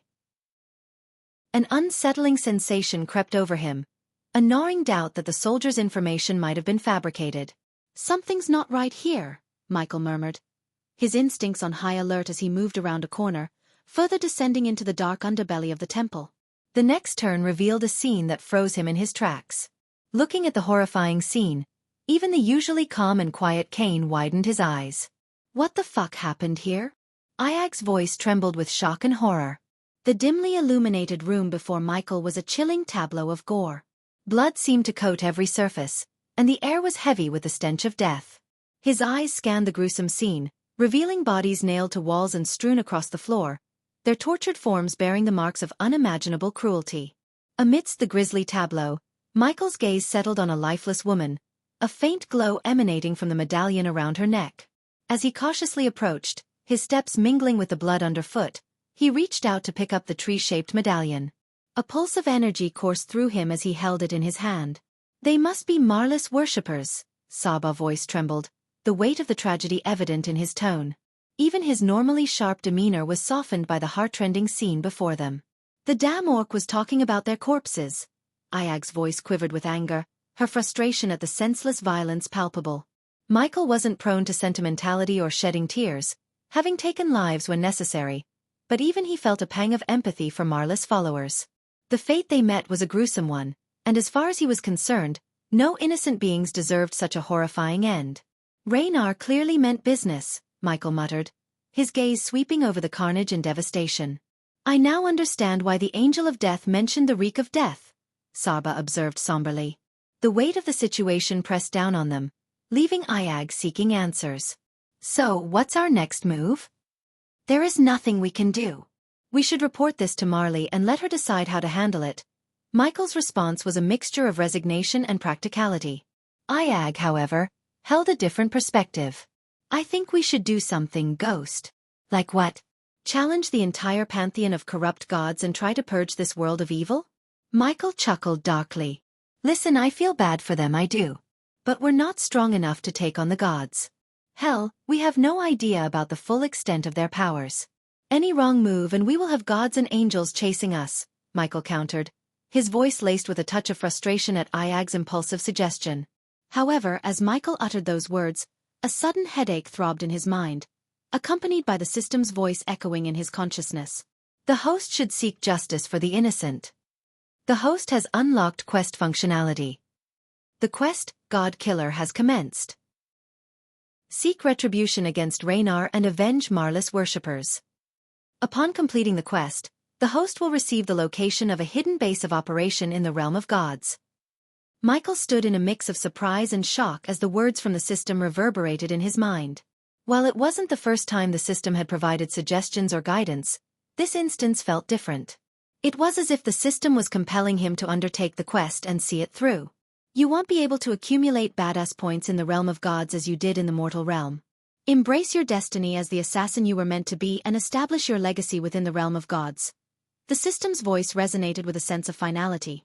Michael refrained from discussing his decision with Vidora and silently resolved to undertake the quest. After a brief pause, he exited the system interface and cast one last gaze upon the grim scene of lifeless bodies. His attention then shifted to the tree-shaped medallion he held in his hand. Focusing his intent on the medallion, he activated his analyzer skill. The medallion of Marley possesses the ability to conjure a vortex leading directly to Marlis Forest. "This medallion can only be used once," relayed the analyzer skill's information to Michael. Taking a steadying breath, he injected a thread of arch energy into the medallion and triggered its power. Soon, a swirling vortex materialized before him. "Let's go," Michael uttered resolutely and stepped into the vortex, his form vanishing from the confines of Raynar's temple. In an instant, the world transformed as he emerged within the embrace of Marlis Forest. Sunlight filtered through the lush canopy above, a stark contrast to the nighttime he had left behind in Nimbosia. "Marley," Michael's voice reverberated, carrying across the expanse of the divine forest. He pivoted, his eyes falling upon the portal which promptly dissipated, severing his connection to Nimbosia. As he turned back, several figures emerged from the shadows of the forest, their forms gradually becoming clear.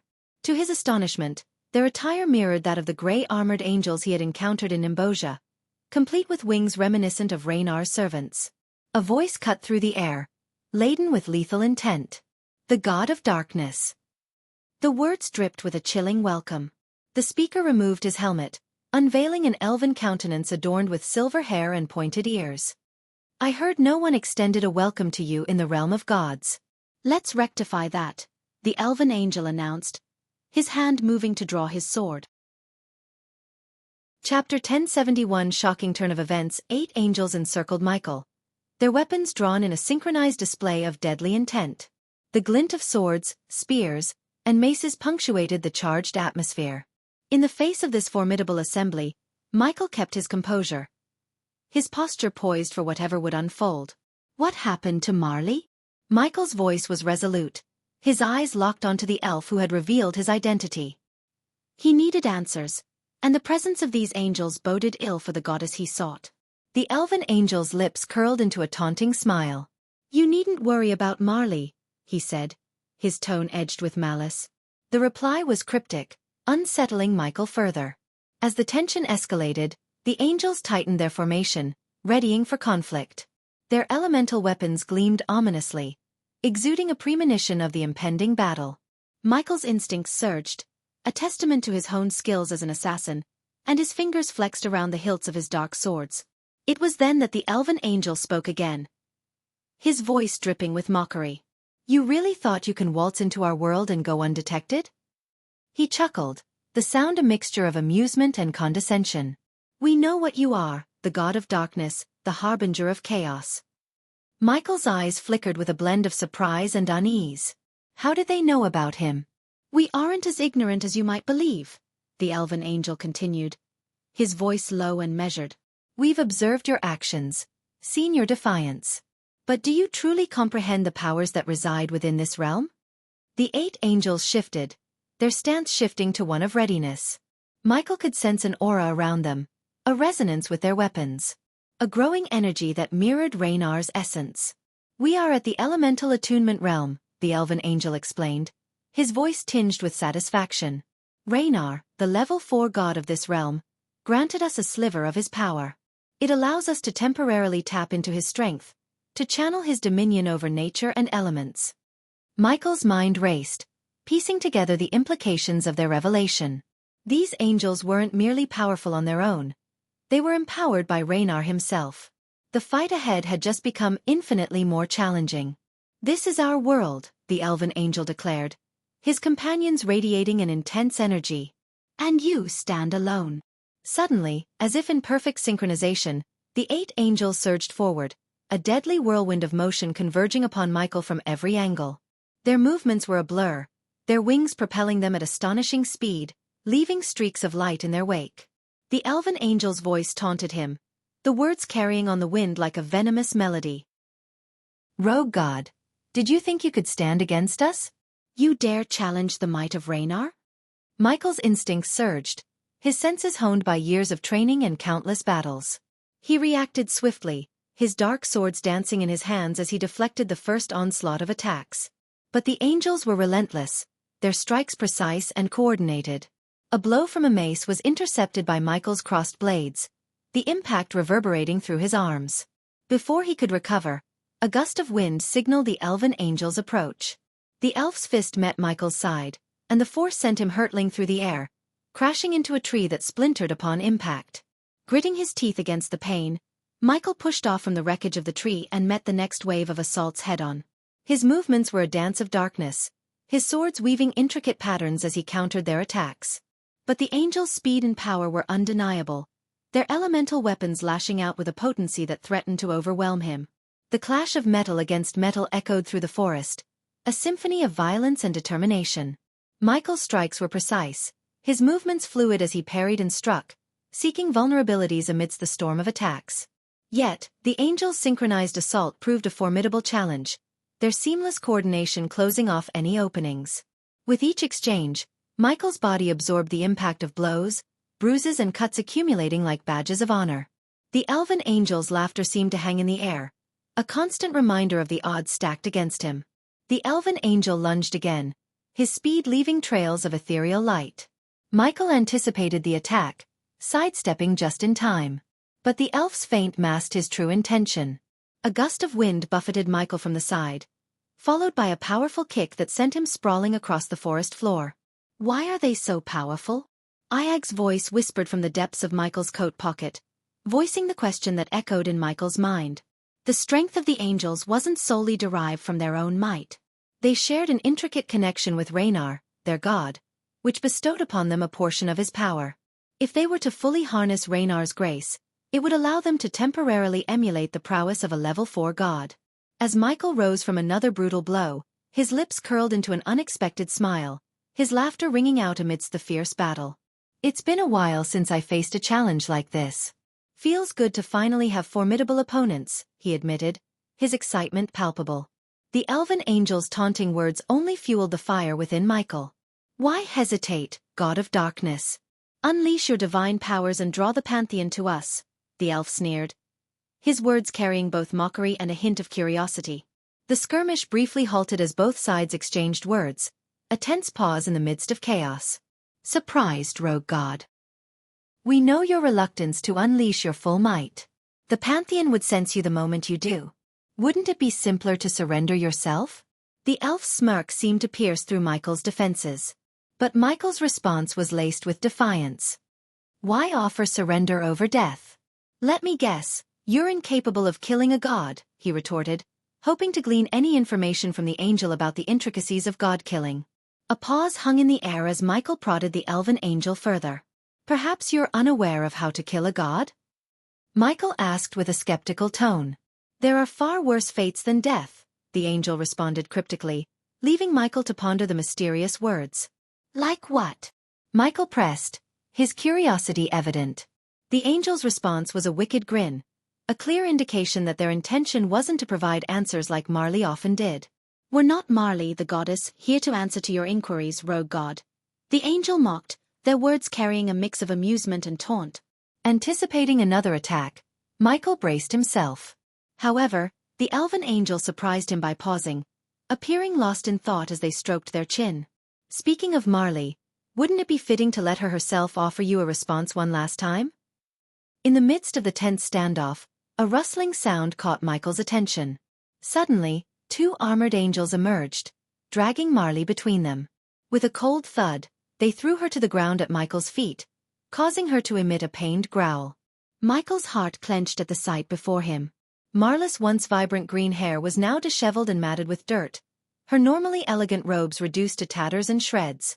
Blood trickled from her mouth and nostrils, evidence of the brutal beating she had endured at the hands of the angels.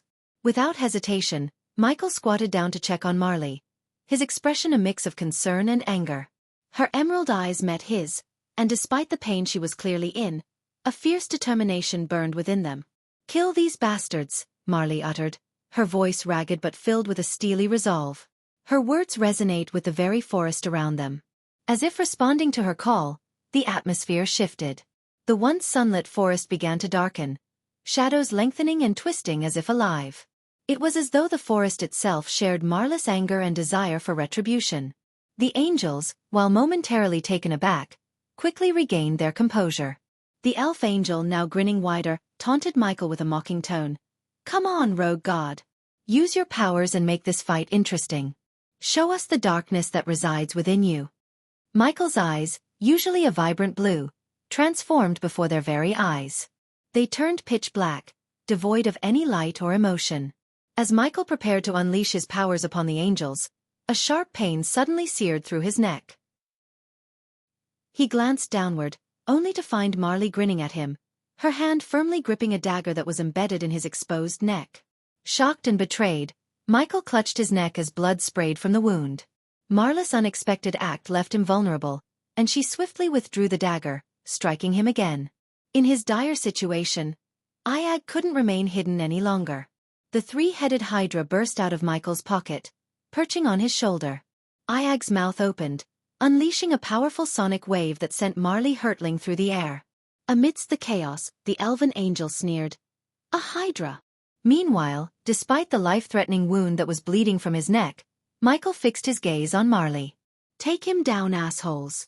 Marla's command echoed through the air, and the 10 angels lunged. You shouldn't have done "This," he managed to utter, his voice strained. "Take him down, assholes." Marla's command echoed through the air, and the 10 angels lunged toward Michael. Yet, at that critical moment, Cain shut his eyes tightly before snapping them open, emitting a resounding roar. His roar seemed to tear open a transient portal of teleportation around Michael, and the portal enveloped him. Before the charging angels could reach him, Michael vanished completely from sight. "What the fuck just happened?" Marley exclaimed in sheer astonishment as the Hydra unleashed its unexpected power. "You moron! Why did you lead me to him? That wasn't part of our agreement. Now we've lost him, and he's going to target me as well," Marla's voice roared at the elf, her frustration evident. "The dagger you used bears a unique poison. A gift from Raynar. We may not be able to outright kill a god, but it doesn't mean we can't harm them," the angel explained with an ominous tone. Chapter 1072 The Realm of Hades. Both Sarba and Iag were unaware of Cain's teleportation ability, but in that moment, more immediate concerns took precedence over questioning him. To their astonishment, they found themselves inside a familiar location.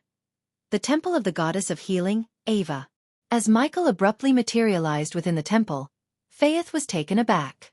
She rushed to his side, her worry evident in her expression. "What happened?" Faith's concern was palpable as Michael clutched his throat and collapsed, blood continuing to spurt from the wound. Faith's attention was also drawn to the 3-headed Hydra perched on Michael's shoulder. Iag wasted no time in explaining the urgency of the situation. "We can't waste time on explanations. Heal him," Iag urged urgently. Realizing the gravity of the situation, Faith swiftly waved her hand, and a soothing green wave emanated from her, gently enveloping the whole.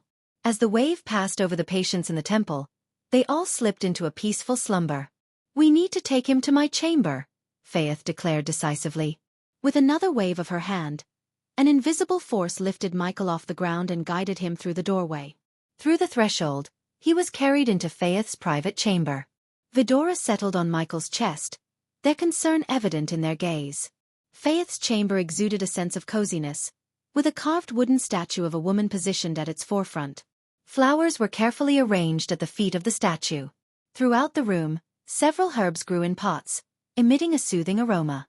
Glowing emerald green runes were scattered around the room, adding an enchanting touch. The space was imbued with an atmosphere of healing. "His healing potion is failing to heal him," Sarba said, pointing his gaze at Michael's arm where the APD, automatic potion and pill dispenser, was built in. Faith touched Michael's blood and sensed the healing potion in his blood. "His healing potion is ineffective," Sarba remarked, his gaze fixed on the built-in APD, automatic potion and pill dispenser, on Michael's arm. Faith reached out and touched Michael's blood, sensing the presence of the healing potion within it. "No, it's what keeping him dash," Faith's words were cut short abruptly. Iag noticed the sudden pause and followed Faith's gaze to the statue in the room, its eyes emitting a radiant emerald green glow. "Is he a god?" Faith directed the question at Vidora, the 3-headed Hydra on Michael's chest. Caught off guard by the intensity in Faith's eyes, all 3 heads of the Hydra hesitated. Faith's unwavering determination, however, prompted a response. "The longer you delay, the more you risk losing him." Faith's voice turned cold and resolute. Once again, Faith pressed for an answer. "Is he a god or not?" This time, her voice held an even deeper chill. "Yes," Saba finally admitted, despite Iag's exasperated reaction to his revelation. "Idiot," Iag grumbled, but Faith paid her no mind. "He is a god, yes. So he cannot die," Cain confirmed, but Faith was already busy collecting herbs around the room. "My duty as a healer extends to all, regardless of their status or nature," Faith declared. Despite the potential risks to her temple and colleagues, her oath to the goddess of healing compelled her to aid anyone in need. Though aiding a rogue god might jeopardize her temple and its occupants, Faith chose to prioritize her healing duty towards Michael. "While a god may not die, there exist fates worse than death for them," Faith explained. Iag was taken aback by her words. "That angel said something similar," Iag murmured, though Faith didn't delve into further investigation. Her focus was healing the rogue god, not unraveling mysteries. "What do you mean?" Cain inquired. Faith gently removed Michael's hand from his throat and placed a cloth on the wound before closing her eyes. Her hands emitted a dim green glow, transferring the energy to Michael. The glow then formed a protective layer over his wound. If a god sustains severe injuries, their soul can become temporarily trapped in Hades. The longer their body remains unhealed, the longer their soul remains in this state, Faith explained solemnly as she applied more herbs to the wound. That doesn't make sense. How is that possible? Iag voiced her confusion. Undeterred, Faith focused intently on the wound. Her devotion to Goddess Ava had bestowed her with special sight, enabling her to perceive what was hidden from normal vision. He was stabbed with a blade dipped in Emperor Nagin's poison. It's incredibly rare. Who could have done this? Faith couldn't contain her question, wondering who could have inflicted such a wound. Emperor Nagin's were exceedingly uncommon and potent serpents, existing alongside the realm's monsters. It was said they could devour a god's soul, a theory the gods didn't dare to test. These ancient creatures were elusive, and even the gods wouldn't seek them out for experimentation. One thing was certain. Emperor Nagin's poison had the power to corrode a god's physical body and blood to the point where their soul became trapped within Hades. That Marley. She did this, Iag hissed with a venomous tone. Once again, Faith found herself taken aback, but before she could respond, Cain interjected. If a god's soul is trapped in Hades, does that mean they're considered dead? Cain's curiosity emerged.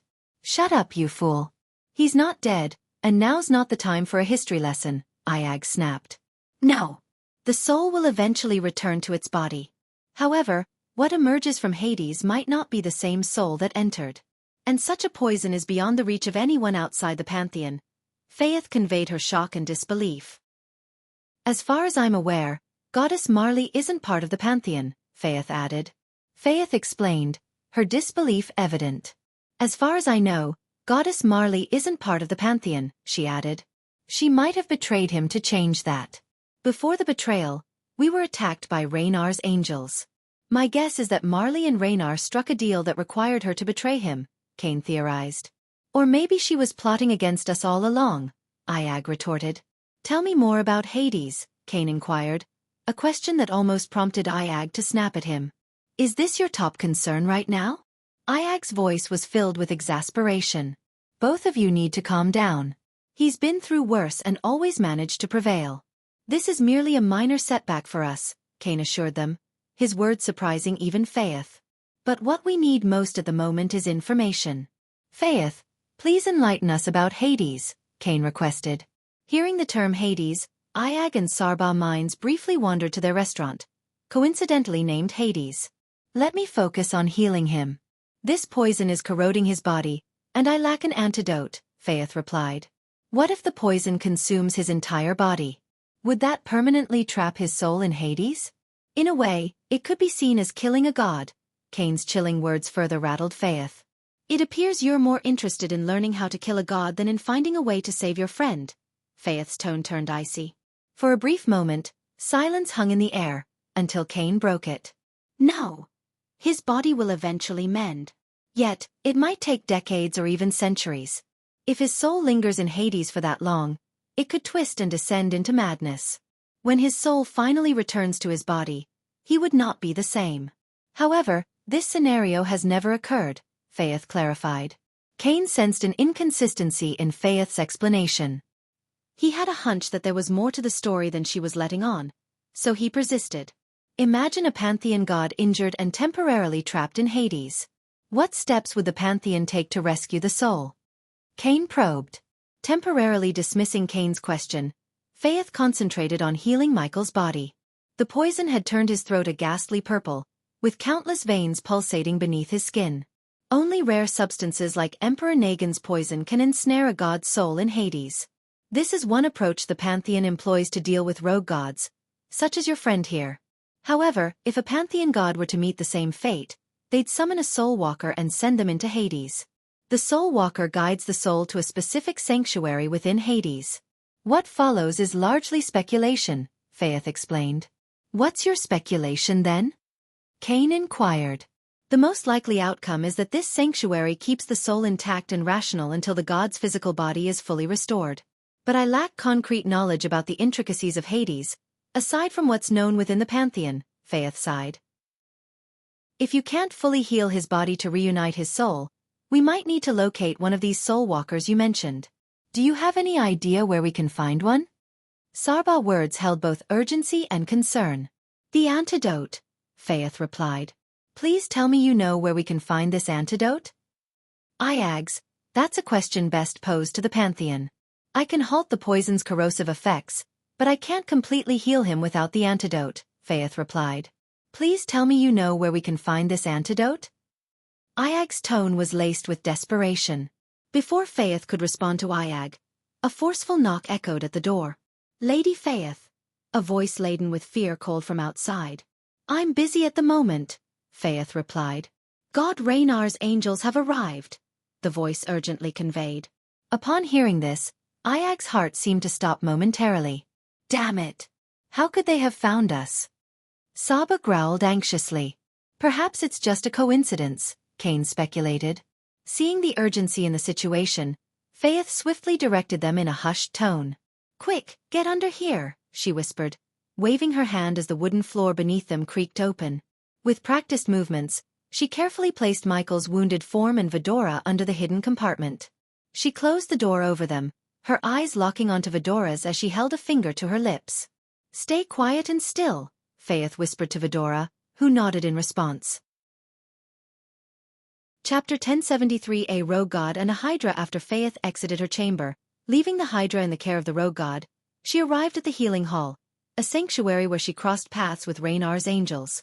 These celestial beings were an imposing sight, clad in gray armor that matched their feathery, closed wings.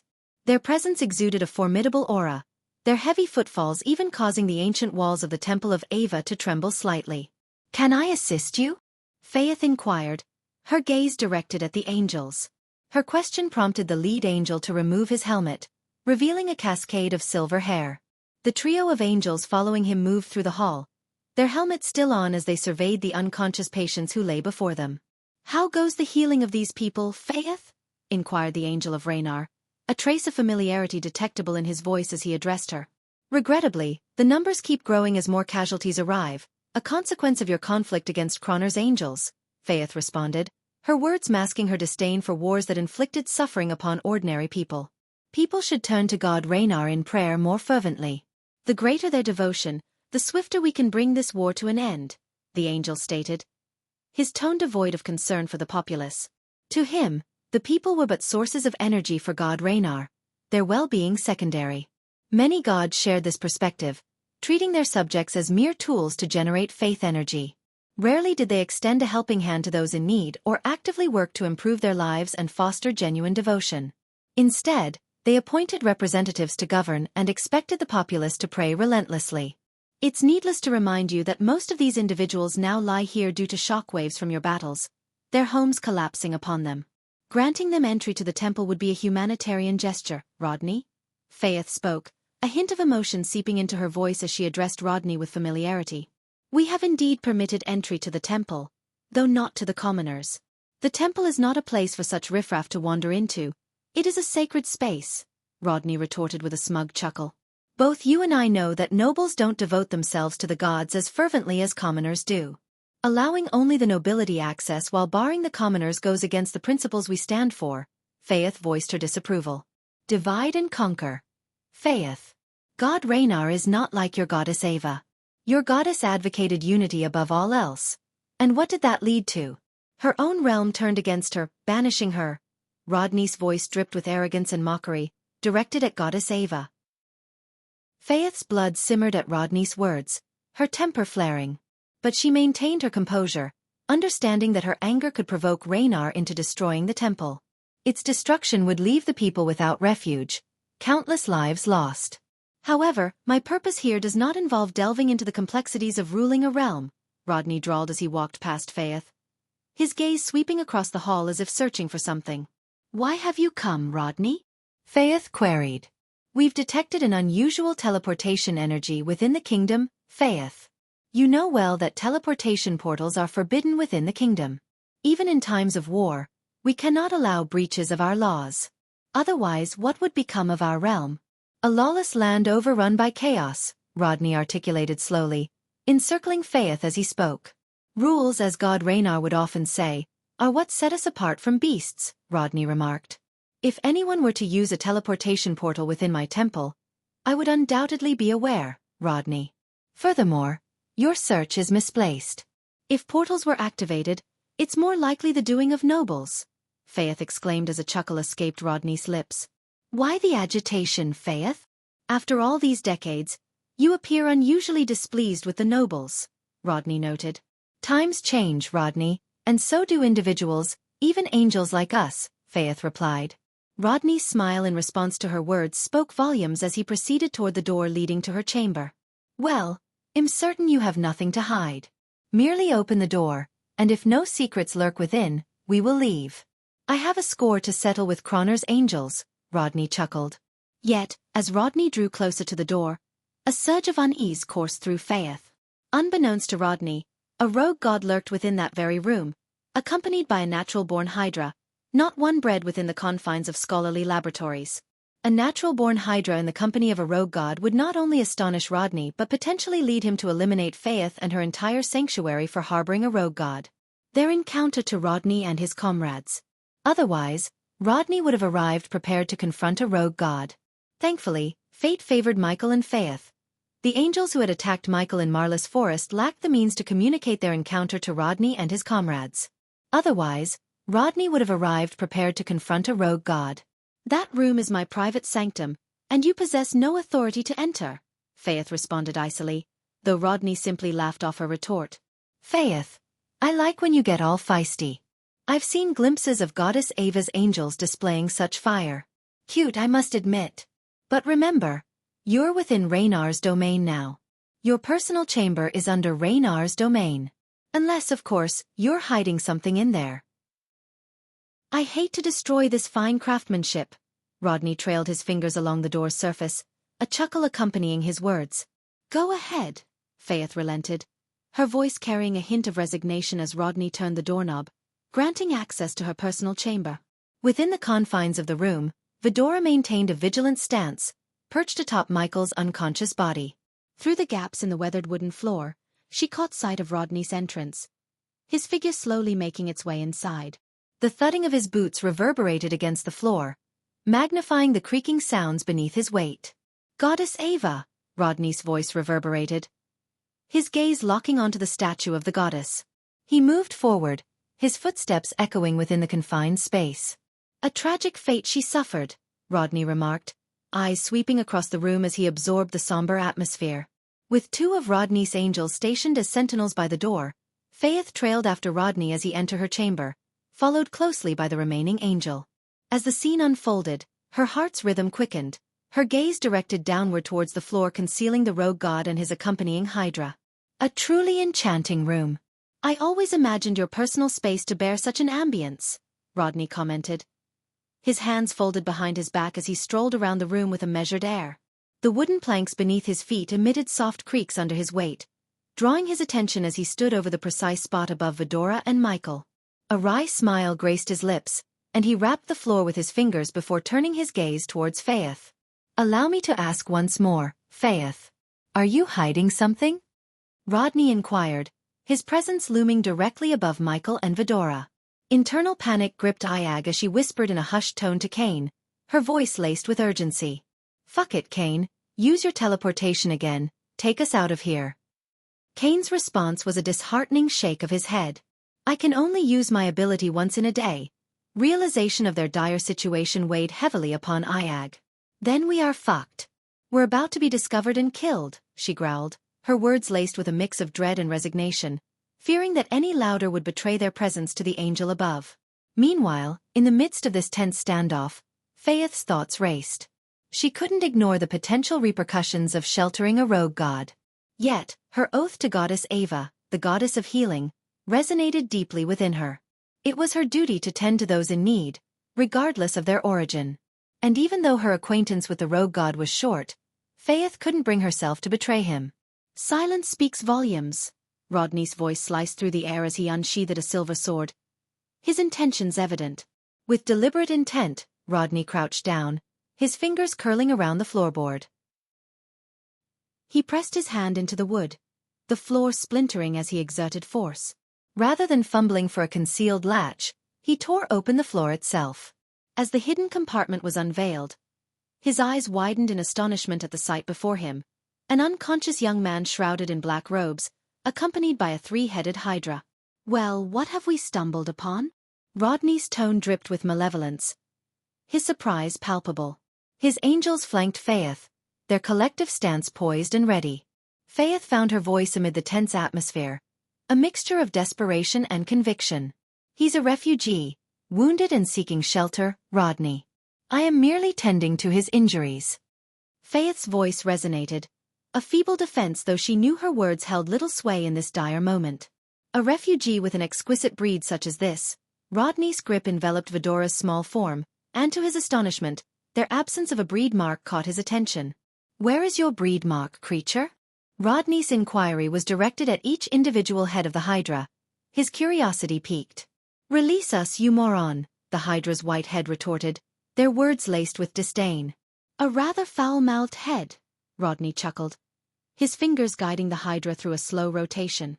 Simultaneously, one of Rodney's angels approached Michael's unconscious body, hoisting it from the ground and unceremoniously dropping it onto the floor. "Captain, take a look at this."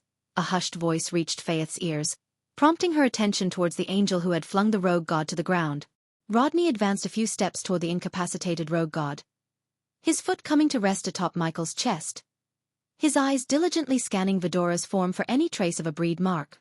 Unbeknownst to Rodney, his foot pressed against the chest of a rogue god whose true identity remained concealed. "Faith, could this be the secret you're safeguarding, a naturally born Hydra?" Rodney inquired, under the impression that it was the three-headed Hydra Faith had striven to keep hidden. Before Faith could utter a response, Rodney's subordinate pointed urgently at Michael's neck, diverting Rodney's attention. "What is it?" Rodney queried. "Leave him alone, you winged fuck." Iag's struggles resounded futilely against Rodney's grip. However, Rodney disregarded her protests, zeroing in on Michael's neck. "It appears to be Emperor Nagin's venom." The angel's observation rippled through the room. Rodney's eyes glimmered with disbelief. The previously carefree, aloof smile that graced his features now dissolved as realization gradually dawned upon him. "Yet he's alive, and that can only mean." Rodney's words lingered. A spark of realization ignited within Rodney's eyes, replacing the nonchalant smile that had once graced his features. Slowly, he turned away, his gaze fixing on Faith.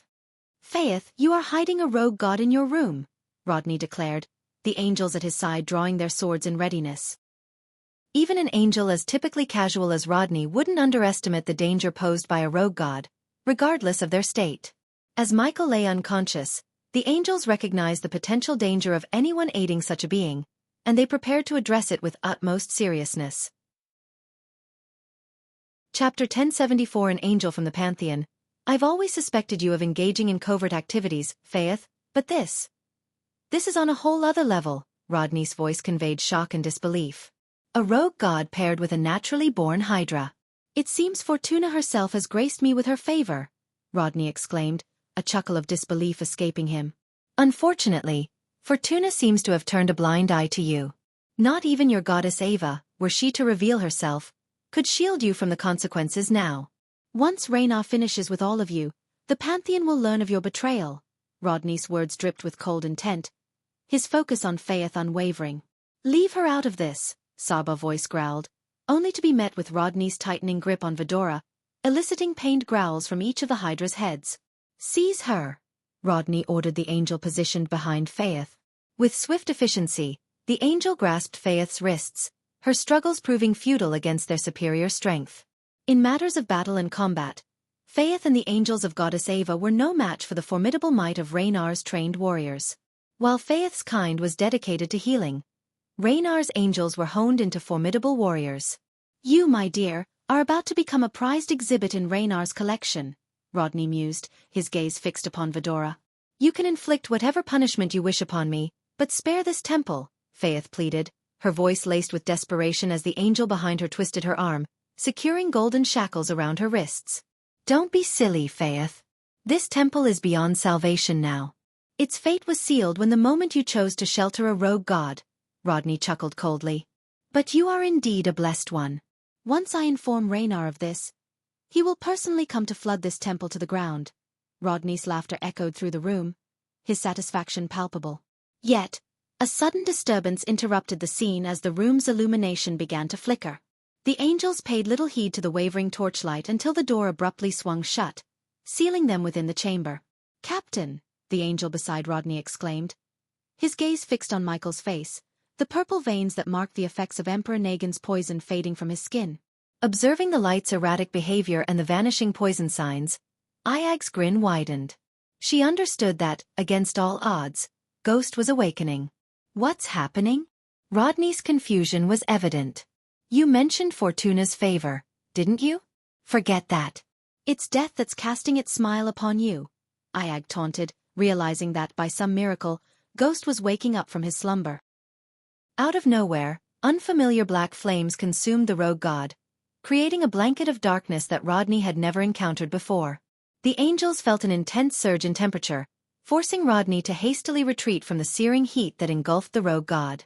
Faith's eyes widened as she sensed the Emperor Negan's poison being consumed by the black flames, a realization that dawned on her in astonishment. Without warning, the room's lights were extinguished by an invisible force, shrouding everything in deep darkness.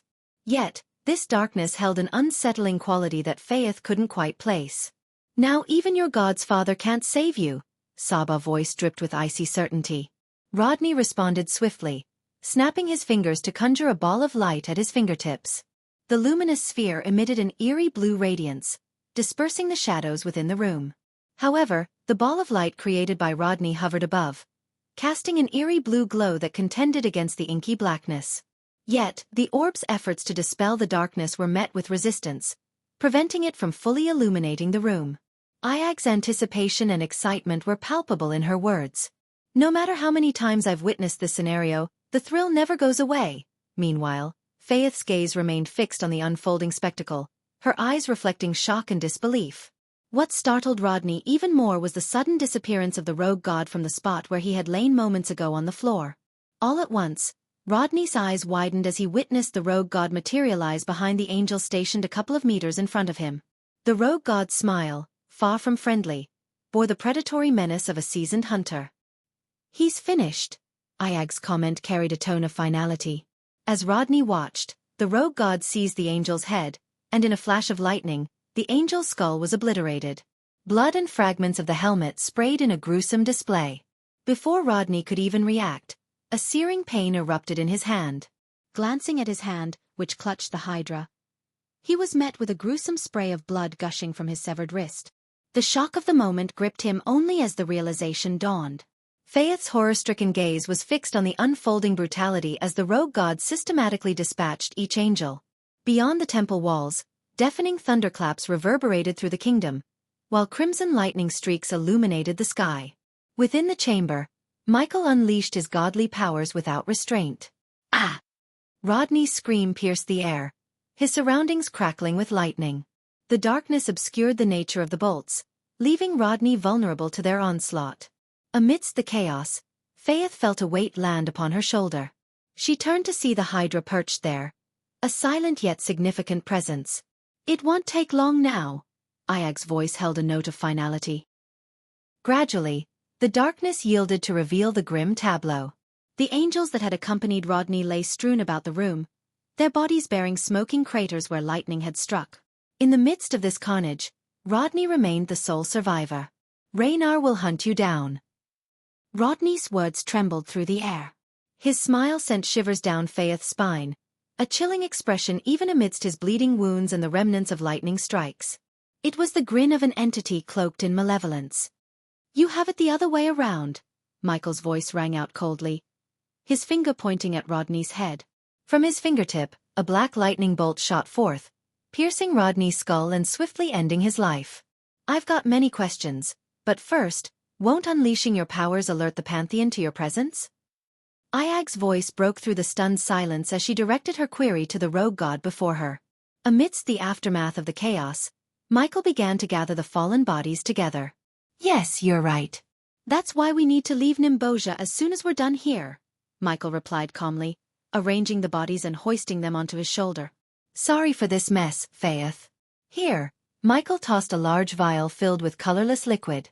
"Spray this around the room. I'll clean up the blood, he instructed before glancing upward. However, Faith wasn't ready to let him go without answers. Wait, she interjected, halting Michael as he was about to depart. Who are you? She inquired, her voice laced with curiosity and confusion. You'll find out soon. For now, thank you for your help and sorry for the damage to your roof. Michael's cryptic response left Faith baffled. In the blink of an eye, he shot through the roof, breaking it in the process. As Michael soared through the air, Ayag raised her voice to be heard. What actually happened back there? We thought you'd entered a place called Hades. I was there. It's a long story, Michael's response carried over the wind as he continued his ascent. I'll fill you in once I've sorted out these bodies. Michael's voice reached them from the distance as he strategically placed the bodies far apart. Given that he had used lightning bolts to end their lives, Michael arranged the scene to appear as if Croner's angels were responsible for the deaths. While not foolproof, it would serve as a diversion, occupying the Pantheon's attention while Michael devised his next move. So, you were in Hades. What is that place exactly? Faith mentioned it's where a god's soul goes temporarily when their physical body is harmed, Saba inquired, observing as Michael meticulously set up the fabricated scene of the murders. Sort of. I had some assistance while I was there, Michael responded, offering a glimpse into his otherworldly experience. And who or what provided this assistance within Hades? Ayag inquired as she observed Michael's efficient movements, each body being meticulously arranged through his almost instantaneous teleportations. Dagon, Michael uttered the name with a weight that seemed to resonate through the air. The mention of the ruler of Hell's name sent a shiver through the air, unsettling Vidora as they had never anticipated such an unexpected alliance with Hell's ruler.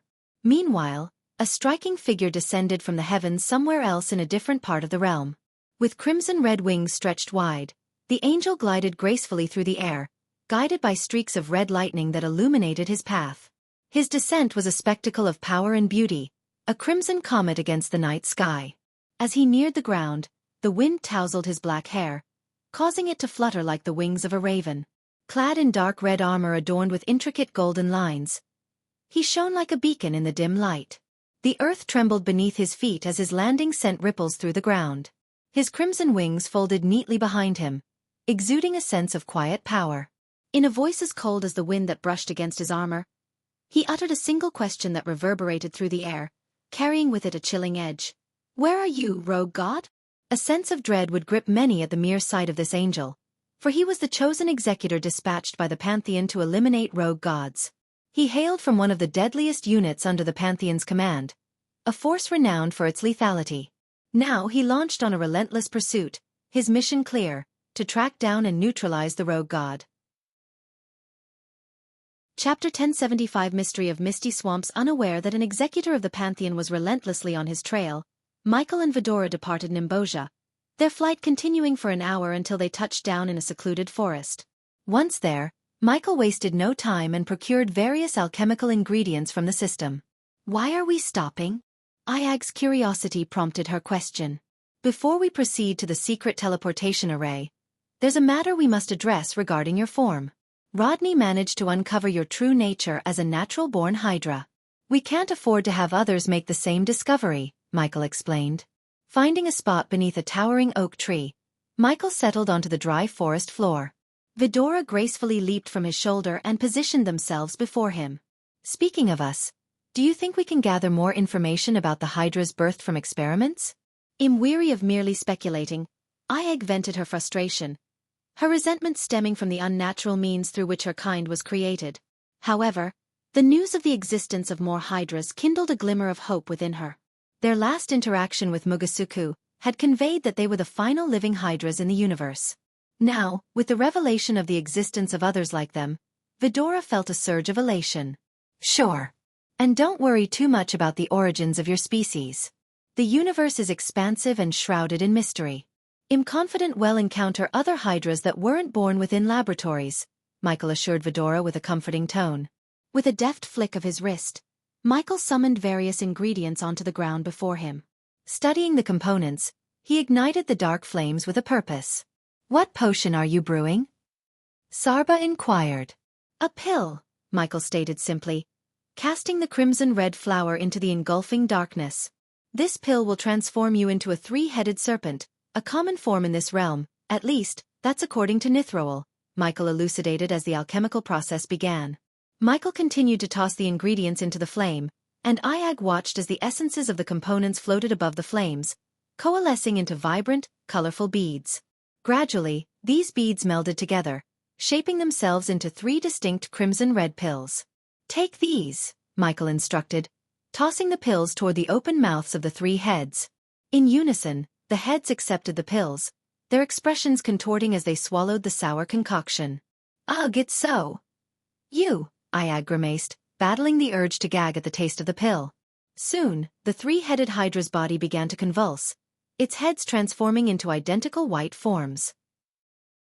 The tiny horns on each head receded, assuming the shape of a snake. Scales disappeared from their bodies, and the small wings morphed into a snake's sleek form.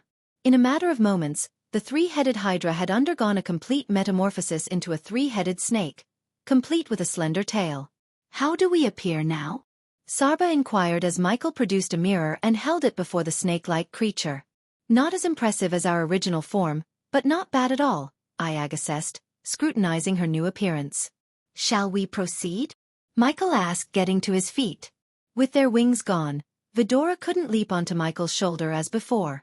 Instead, he crouched down, carefully lifting the transformed Hydra and placing it onto his shoulder. "Are you certain there's a teleportation array in this forest?" Iag sought confirmation once more. "Well, when I encountered Dagon's soul form within Hades, he mentioned hiding a teleportation portal in this forest." "I have no reason to doubt his word," Michael responded, resuming his journey while relying on the waypoint marker Dagon had imprinted into his mind. "I'm still confused by Dagon's willingness to help us. What does he expect in return?" Saba pondered. "Isn't it clear? He wants out help in his fight against the Pantheon," Kane suggested. "I believe there's more to it. Something about Dagon raises suspicion," Michael shared as he guided them through the arid woodland. "Whatever his true motives, we'll soon find out," Michael asserted. Eventually, Michael and Vidora arrived at a colossal banyan tree that stood as a regal sentinel among its arboreal kin. Its expansive branches formed a grand canopy overhead.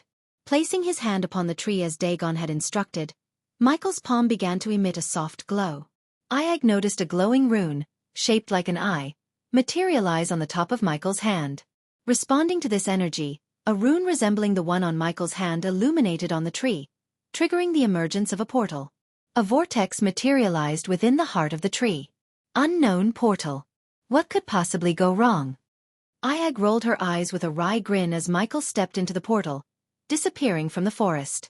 As Michael emerged from the portal's embrace, he found himself enveloped by a breathtaking panorama. Lush beauty stretched as far as his eyes could behold. Everywhere he turned, he was met with a tapestry of vibrant flowers, their colors painting the landscape with ethereal hues. The very air seemed to carry a delicate fragrance, each inhalation a sensory delight.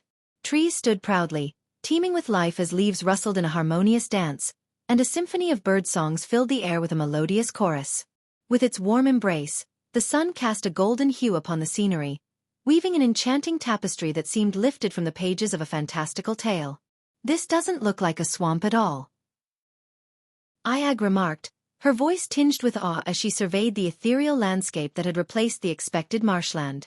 The scene unfolding before Michael left him visibly taken aback, his expression mirroring his astonishment.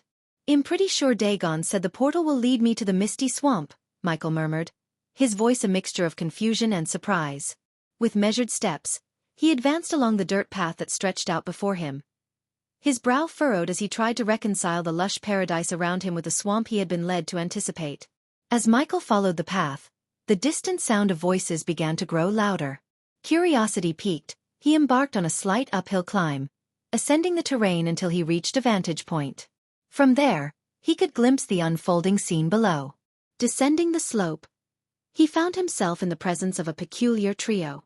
2 young men stood facing an elderly woman, their expressions marked by agitation.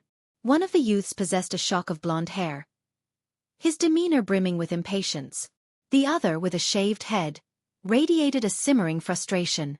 The elderly woman, draped in weathered garments, met their irate stares with a calm countenance. "Why won't you tell us, huh? Where's our cousin Carmela?"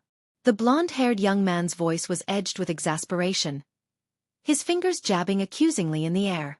Yeah, old woman, don't play games with us. We know she's been coming to your house. The bald man chimed in, his eyes narrowing suspiciously. The elderly woman, a weathered face marked with lines of experience and wisdom, met their accusations with an air of calm defiance. I've told you both, I have nothing to do with your cousin's disappearance. She's not been here, and I've had no part in it. A tense silence hung in the air, the three figures locked in a standoff, their emotions palpable. Michael watched as the two young men exchanged incredulous glances, clearly unsatisfied with the old woman's response. Quit lying.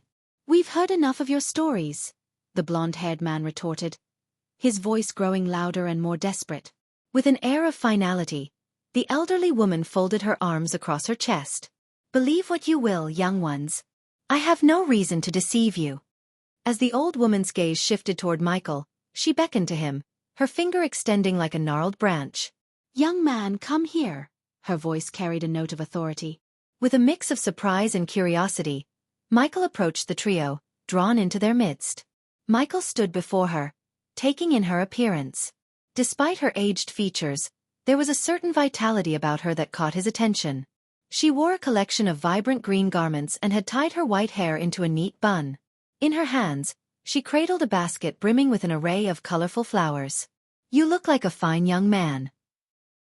Please tell them I have nothing to do with their cousin's disappearance, she implored, her voice carrying a note of sincerity. Michael regarded the old woman, her words resonating with him. Meanwhile, the blonde-haired youth among the two brothers addressed him as if he were a familiar presence. Brother, just don't put your nose into this matter, the blonde-haired one cautioned Michael, a protective tone in his voice. He's right, ma'am. I'm not familiar with the situation here, Michael responded, his voice tinged with a sense of detachment. For a brief moment, the old woman's gaze shifted to Vidora, who was perched on Michael's shoulder in their three-headed snake form. Young man, sometimes you don't need to know someone to discern the truth. These brothers accuse me of abducting their cousin. But how could a frail old woman like me overpower a young woman like Carmela? Her words were delivered with a mix of frustration and defiance, her green eyes locking onto Michael's. Michael turned to the two brothers, their expressions a mixture of concern and worry. The blonde-haired one spoke up again, a hint of accusation in his voice. Don't be deceived by her appearance. There have been rumors in the village about her. People go missing or change after seeking her healing. Carmela mentioned meeting you before she vanished, the bald-headed brother added, his tone fraught with desperation. But I assure you, she never came to my tent. I never laid eyes on her. And as for those rumors, they are nothing but baseless accusations. Is this how I'm repaid for offering my healing to your ailing villagers? The old woman's voice wavered between anger and sadness, her emotions raw. The blonde brother's tone softened, but his doubt remained. Then allow us to search your tent. If there's nothing to hide, you have nothing to worry about. It's Carmela's fault, really. Ever since her brother's death, she hasn't been the same. You took advantage of her vulnerability, manipulated her. The bald-headed brother's words were filled with accusation and resentment. I provide healing not only for physical ailments but for the mind as well. I offered counsel to help Carmela cope with her grief, the old woman explained, her voice laced with a mixture of patience and understanding. If your hands are clean, you've nothing to fear, right? Let them search your house and settle the matter, Michael suggested, a tinge of impatience coloring his words. He wished to unravel the now veered towards Michael. Her gaze held a weighty challenge, a promise of consequences to come. Mysteries of the misty swamp, not involve himself in a local dispute. Humph! The old woman's anger, previously directed at the brothers, now veered towards Michael. Her gaze held a weighty challenge, a promise of consequences to come. Would you let anyone into your house and allow them to invade your privacy? The old woman's voice held a note of challenge, catching Michael off guard. Her gaze bore into him, as if assessing his response. I didn't anticipate a well-mannered young man like you to take their side. But mark my words, you'll owe me a hearty apology when you step into my tent. And believe me, that day will come sooner than you think.